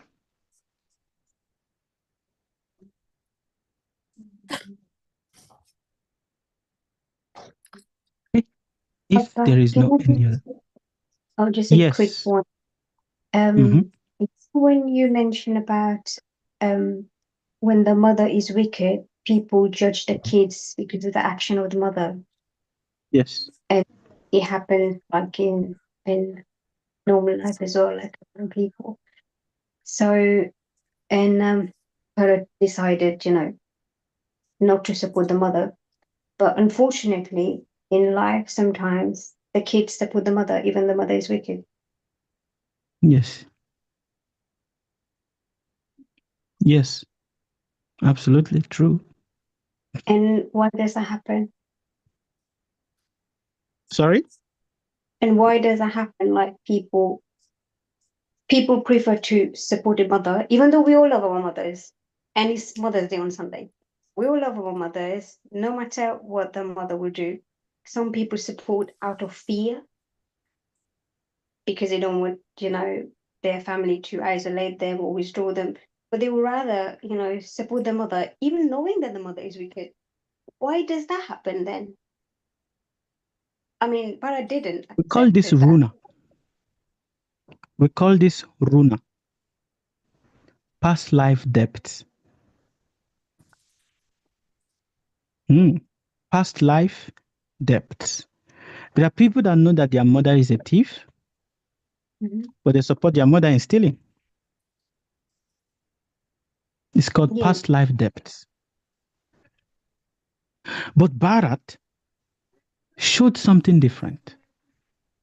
Yeah. When you have knowledge, your knowledge becomes your protection. Irrespective of whoever the person is, when you know that they are not doing right, you must stand by your truth. There's nothing stopping Bharat from saying, "Oh, my mother, you did not do right, or you did not do right, but it's okay. You did it for me. So all right, let me take it." Because you must understand one thing, and I want you all to understand this. We all have a justification for the bad things we do to people.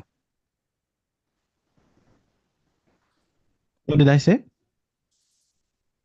Justification for bad thing we do to people.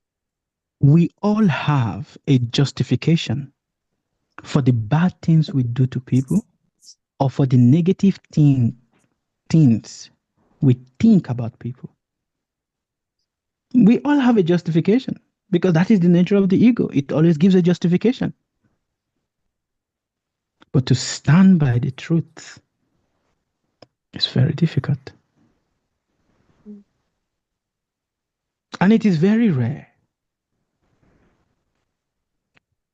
It is very rare to find a person that stands by the truth. Mother, what you're doing is not right. I don't want to associate myself with you. It's very rare. Do you know why it is very rare? Because many of us are afraid of being cursed.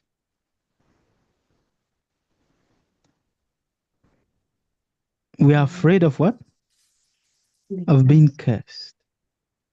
Because we're like, oh, and also it has been heated in our head since time immemorial. You must always get the blessing of your mother. So that there makes us a bit hide, how do you call it? Tied hand.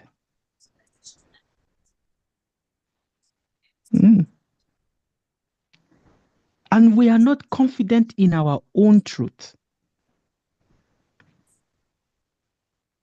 We are not what? Confident in our own truth. So we are, okay, let me just keep tolerating it. It also shows the manipulative nature that we also have inside of us. It takes a person that is manipulative to accept and, okay, let me just to be with a person that is also manipulative. Yeah, it takes. But when you really truly know the truth, and these people that we are talking about are not people that don't understand the sense of life. They know. Bharat know. The person acting as his mother is just acting. How many mothers have I had in so many lifetimes? Millions, uncountable. Do you know how many mothers you've had in so many lifetimes? Uncountable. If you really sit down and close your eyes and start meditating on the word ma, Ma, which is mother. Ma. And if you truly go deeper and deeper, you will hear many sounds and many voices saying yes. Which one of them are you going to claim as your mother? For you've called many people uncountlessly mother in so many lifetimes. So which one?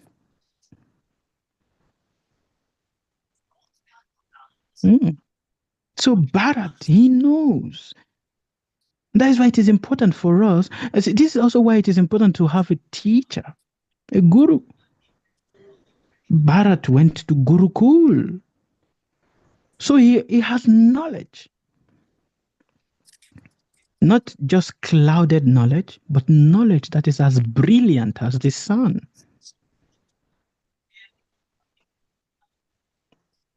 That pierces through the cloud of emotions. That knowledge. But there is nothing that can bind you more than being tied by the cloud of emotions. Bharat knew this, and hence he did not allow himself to be tied. For he stood by truth.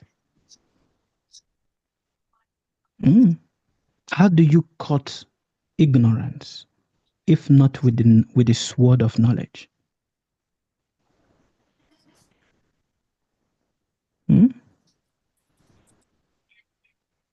That is it.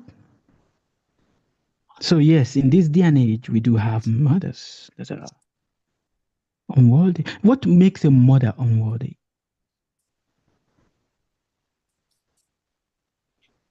This is it's a very broad topic. What makes a mother unworthy?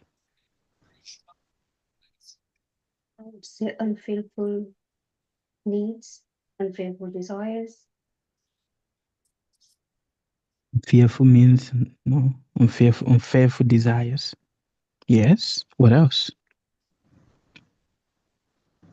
One should not perform his duty. When she did not do her duty. Okay, yes. But Kaikeyi was trying to do her duty for her son, no? Isn't she? By trying to secure the throne for him. In seeking the throne, can we say the transfer of the Kama? You're trying, but not yet there. In many African countries, we see this. If a person is born in a royal family, the mothers try to protect the child so that the child can sit on the throne. Because they believe that sitting on the throne is, that is what is good for the child. Babaji, I think our desires are the cause of all problems deep down. So deep down Our might desire. be in the Kay have a desire underneath, right? To see herself also in the higher position. But before she did not have it. She was Mantra put it inside of her.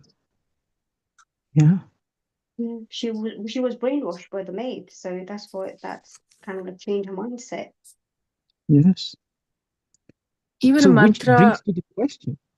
Yeah. Even what mantra constitutes a bad mother?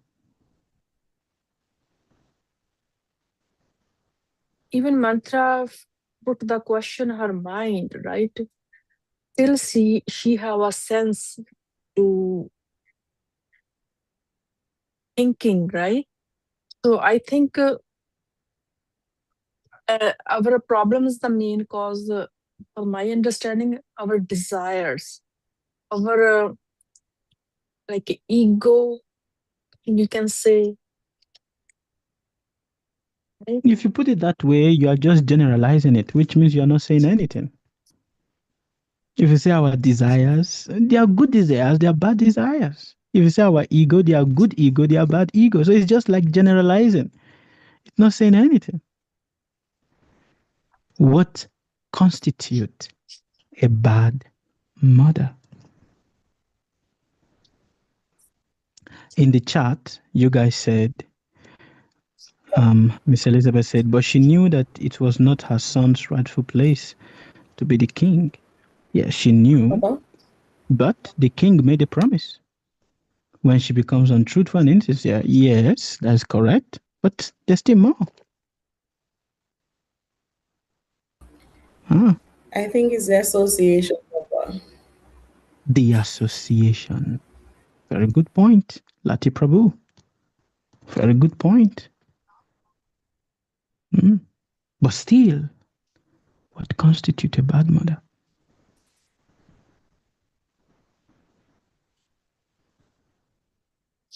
When can we say the mother have a blemish?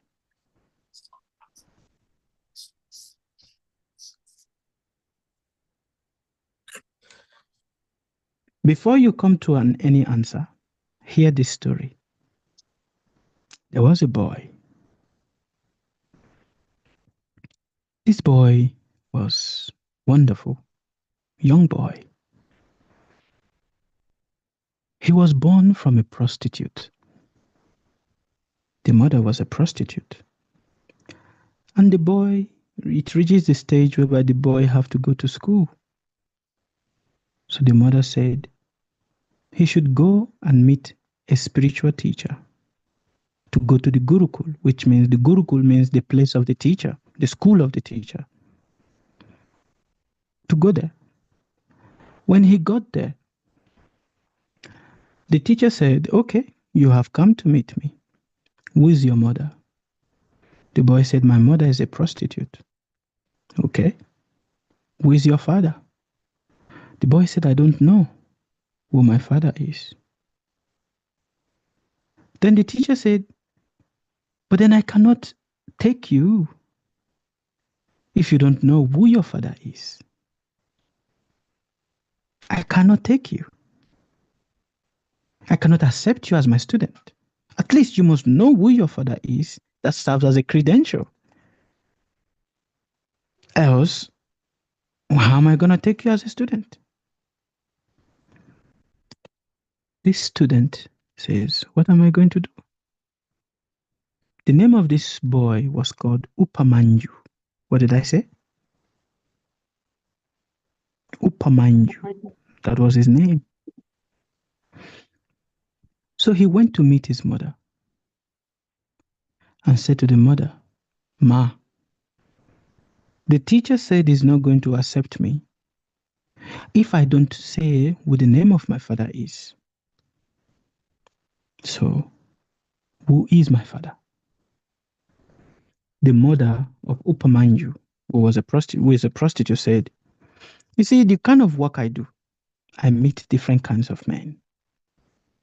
And because I meet different kinds of men, I don't know which of them is responsible for the pregnancy. But go back to your teacher.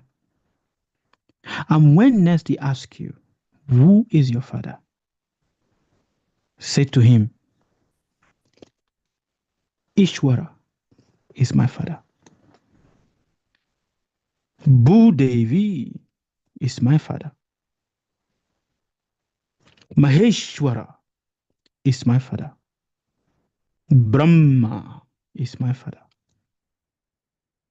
What does it mean? God is my father. The earth is my father. The God of death is my father. Say it to him. So Upamanyu went back to meet his teacher and said to the teacher asked the same question again. Hey boy, you are back again? Yes. Okay, you want me to register you? Yes. Who is your father? The boy said, Ishwara is my father. Bhudevi is my father. Maheshwara is my father. The teacher said, you rascal, take this cow and go and milk the cow.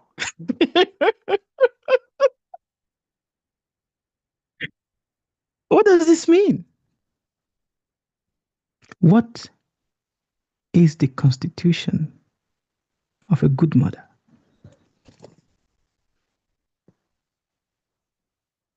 A mother that can tell the son who the true father is. Any mother that cannot tell the child who the true father is considered as a bad father, as a bad mother. Now the question then is, what do you mean, Sukadeva? What do you mean?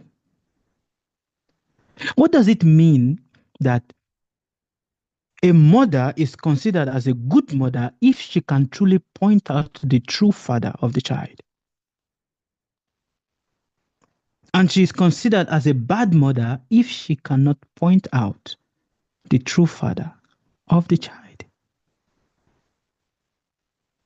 Do you know what this means? Mary says duty. Yes, good point. Good point. Mary Prabhu, thank you.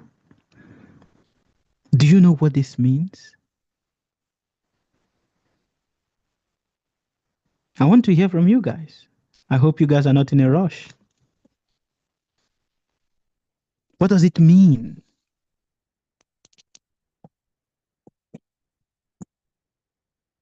Yes. She is pure virgin when she points the real father. No, she is not a pure virgin. But what does it mean? Respectful greetings, Baba. I have got No problem. A small opinion on that. So then, Baba, ever since time immemorial, a prostitute, a lesbian, a gay, those people was ever with us, and they are listed in the universe that they are ever with us. But obviously, in this circumstance, they were not at all recognized as being there, because the mother who is a prostitute, who is working, is not taking note of men. Yes. So she wouldn't remember 1, 2, 3 who is this child's father. And now she's been held accountable for it, that the son is sent to milk cows. He still never gets registered in the university because the teacher didn't recognize what he said to him. So let me to understand it a little bit better, Baba. Thank you. Thank you very much, Annie Brown Prabhu. Thank you. We are grateful. Service to man is service to society, service to the infinite. Thank you very much, Savitri Prabhu. What do you all think? What constitutes a true mother?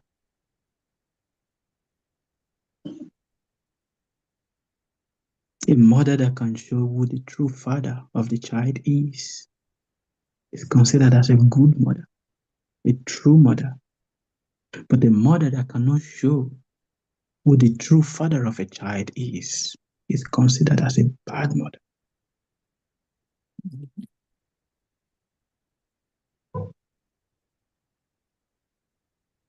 What does it mean? Oh, greetings, Baba and Prabhu. Especially greetings to you too, Lati Prabhu. Yeah, I think it means that if the mother is not able, to show, like, the way to, I don't know the proper word to put it, but I'm gonna put it like this: the way, to worship God and to show that, okay, everything that is happening does not belong to you, so you are just a caretaker. I'm your mom because I'm taking care of you, but there's somebody else that is here.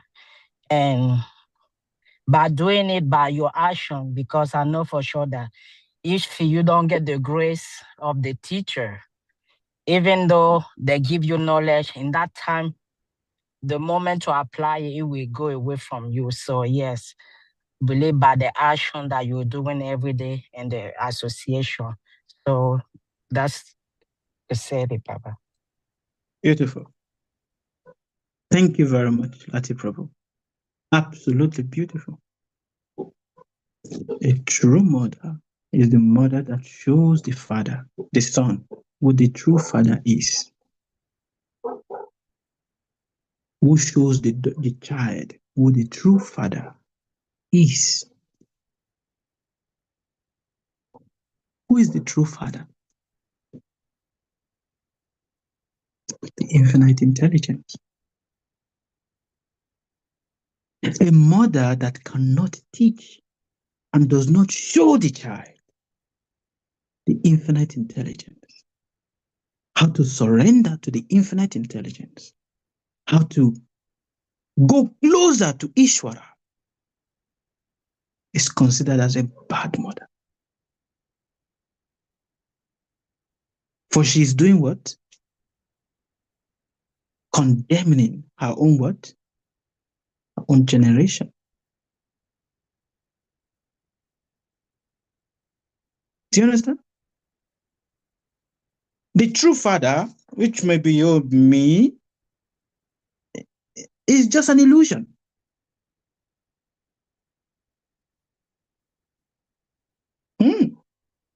But that mother that shows the child how to pray, how to connect to the infinite intelligence, how to connect to Govinda, how to connect to Gopal, how to connect to, the universe, the Gambara, to that one that is cloud, that is clothed in the cloth of clouds. The Gambara is considered as what? The true mother. For that father is the only one that can help the child when the child is in the state of what? Confusion, necessity.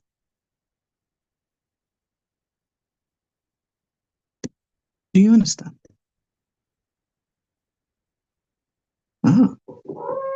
The mother that shows you the way to God is a true mother.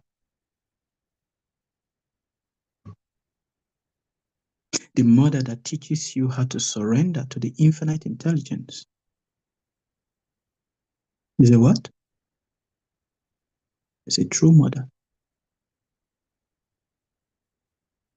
The mother that helps you to understand the infinite intelligence, that helps you to surrender willingly to the infinite intelligence, that shows you, oh, this is a guru, a teacher. Learn from this person so you can know how to connect more. It's a true mother. And that is why it is said, the scripture are considered as what? Mothers. The Vedas is mother. The scripture is mother. It points you to what the true father is.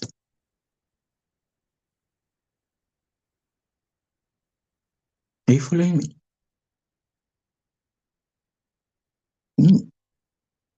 Bharat understood all of this. He understood all of this. I was like, what is this woman doing? Which is a very good point. You must ask yourself, when you get to a stage in your life, how will you show your children, your dependent, how to surrender to the infinite? The greatest blessing The greatest duty, which Mary Prabhu said, you can do for your children is to teach them how to do what? Surrender to the infinite.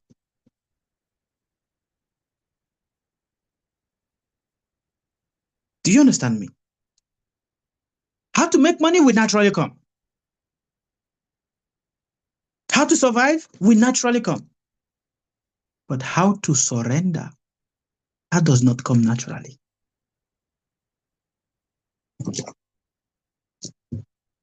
Are you understanding, my friends, my brothers, my sisters? How to surrender, that does not come naturally. It doesn't come naturally. And only the mother can help the child by teaching the child to see, my son, see, a time will come in your life, you're going to face great difficulties. People will betray you. People will fight you. You will meet many challenges. But there's one person that will always help you in all of this. That is your true father. You see, this your father will fail you. This one, he will fail you. He will not keep his words. He will do so many things. But if you know this one, if you know this one and hold tightly to this one, he will never fail you. And guess what?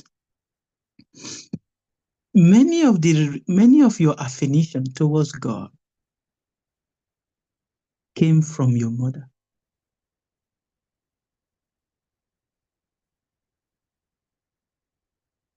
Do you understand me? Many of your what?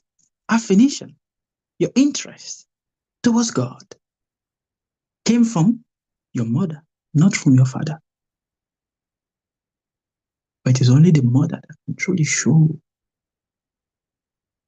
But if you have a mother that is cuckoo, here,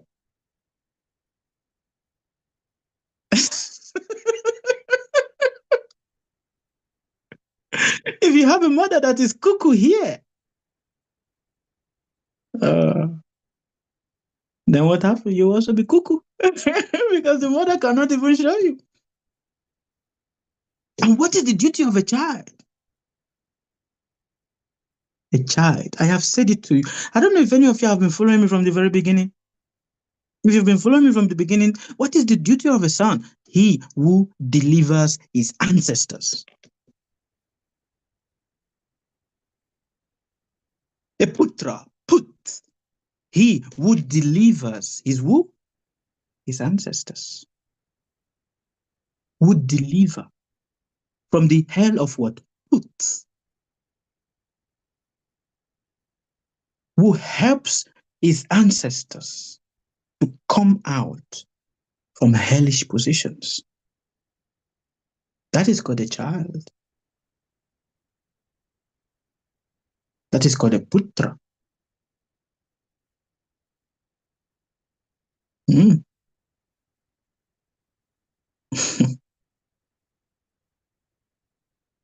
But if you are not able, and it also said, do not have a child if you know you cannot help them to deliver themselves.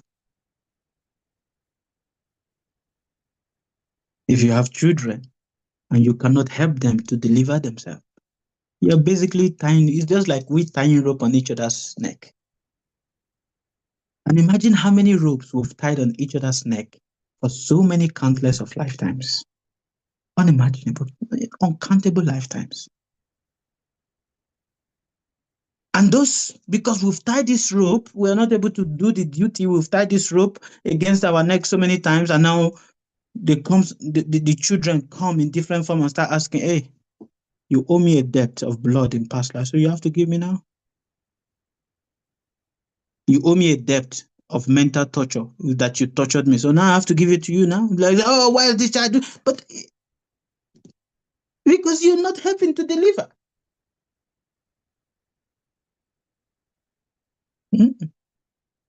So a true mother, it's not about the mother that gives palace, that gives wealth, that gives the best education, but that mother that helps the child to go closer to the true father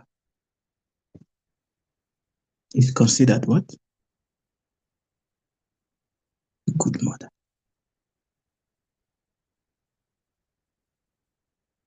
Does it make sense to all of you? Very good. Yes, Baba. Thank you so much.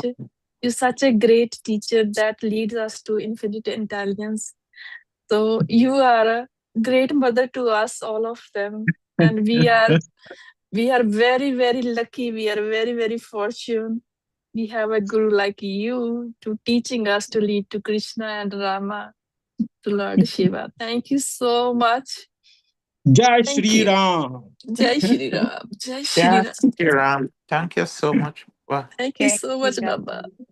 Thank Thank you. you so I have much, a Papa. question. Thank you. Bye Thank bye. you. Papa. Babaji, I still have one Thank you so question.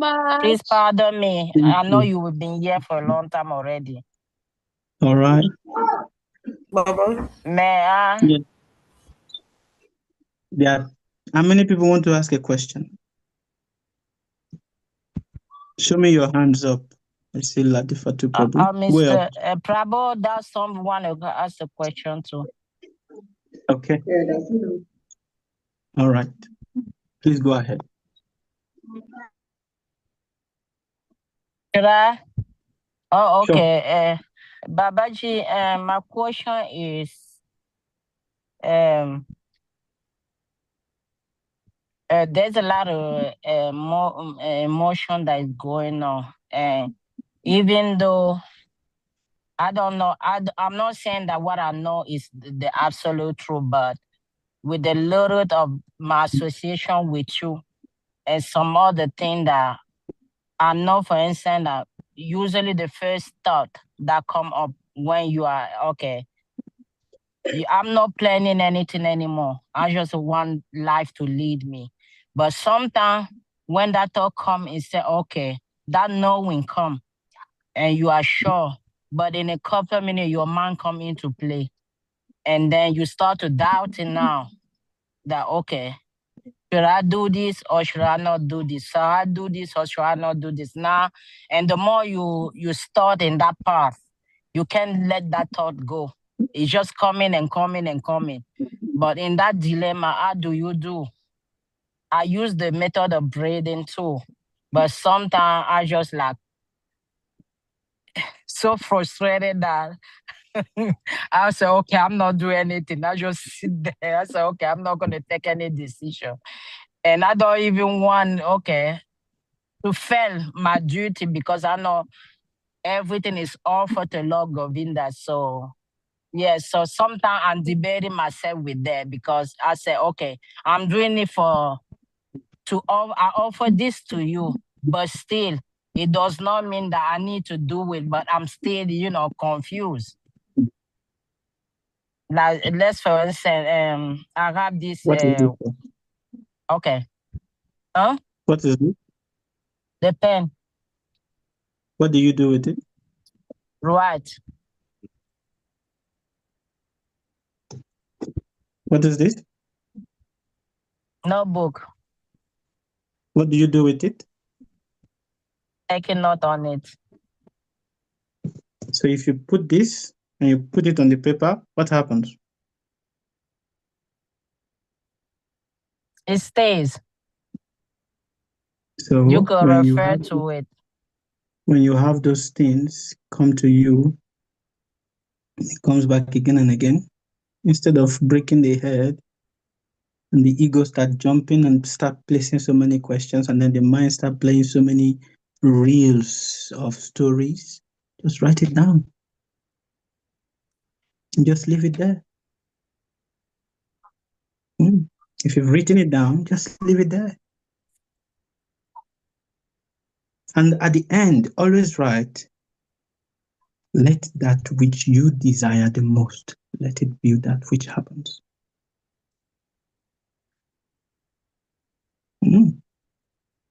Infinite intelligence. Let that which you desire the most, let it be that which happens. Just write it and leave it there. But if you start contemplating it and contemplating and contemplating, the mind will keep giving you endless possibilities. That's the nature of the mind, is to give you endless possibilities relating to the questions that the ego is asking. Just write it down. And then say, do that which is best. Simple. Thank you.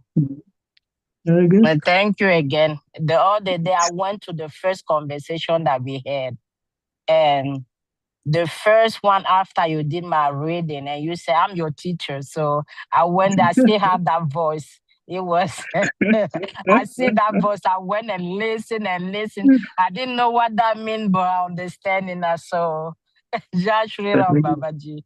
Thank you. Jai Shri Ram. Thank you very much. All good wishes life to you. Thank you, Babaji. I see. I see. Okay. Donat Samprabhu.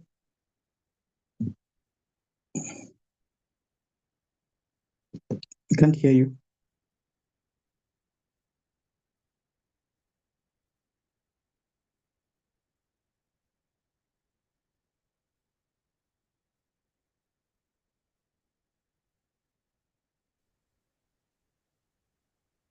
I still can't hear you.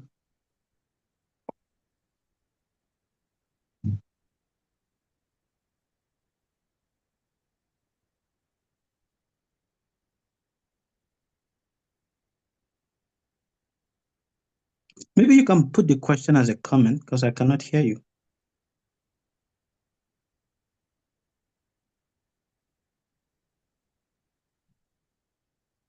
Okay. Is there any other person, any other question? Because I'm not able to hear Donat Samprabhu. Okay. Baba, respectful Yes. greetings again. I know you have been here for a while, but I have a small question. You don't have to elaborate much on it, but just a small part. While you were reading the story, you did emphasize on expectations. Like whenever you're gonna do duty, do not have an expectations. While reading the Bhagavad Gita, it literally tells you that your duty should not be something that you expect a fruit from it. But because many of us grew up in a society where if you study, you're expecting to pass an exam. If you do something for someone, you're expected to get a reward. Now, how do we, what is duty and what is, so if you have duty, there must be something else because most of us attach the things that we do with an expectation. Even when you teach us, and you would say, be truthful and sincere, I do still have an expectation from that the universe is going to probably bless me or something. So I just want to ask, and I don't just tell us how to just maneuver us just giving service, to let service be something of a regular day function and not an expectation. It's very difficult.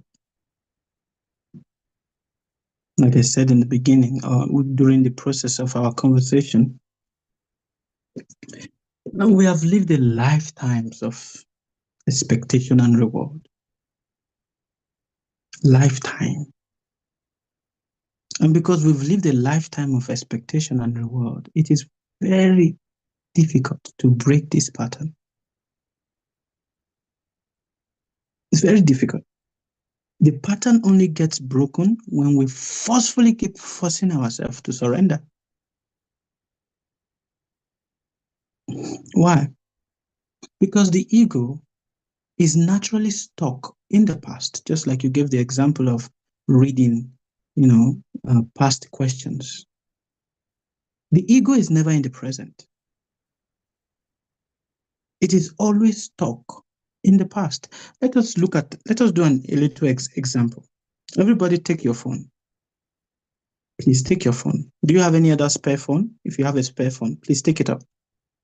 I want you to show it to me. Very good. Go on any of your social media.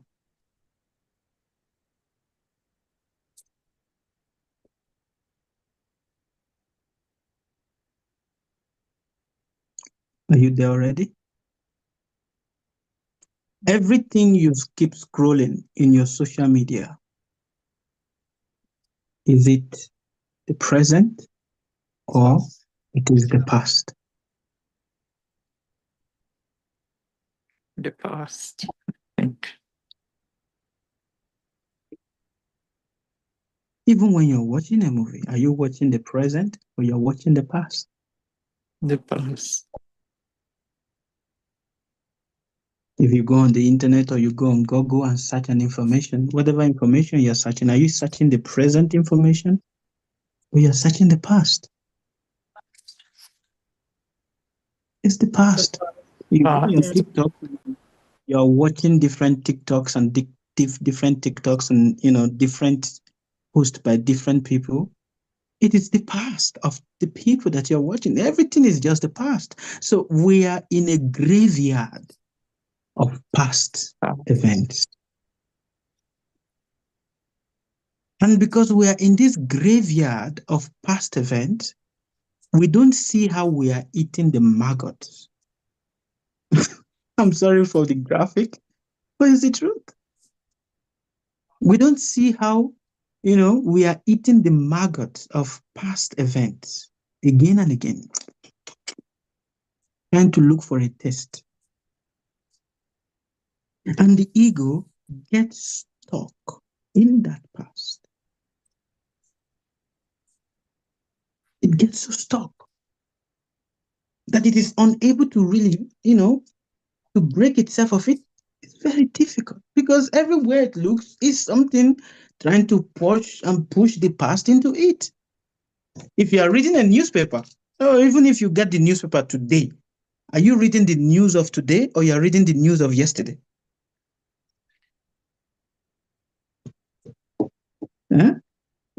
Look at your newspapers. Many of you read newspapers every day. The news you are reading, is it of today or it is of yesterday? Yesterday. So everything is designed to keep you stuck in banging your head to the past. Everything.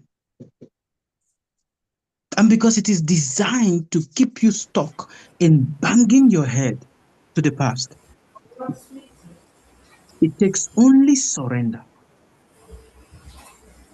Only what? Surrender. And then to find a person that says, hey, stop, you've been banging your head too much to the past. Are you not tired?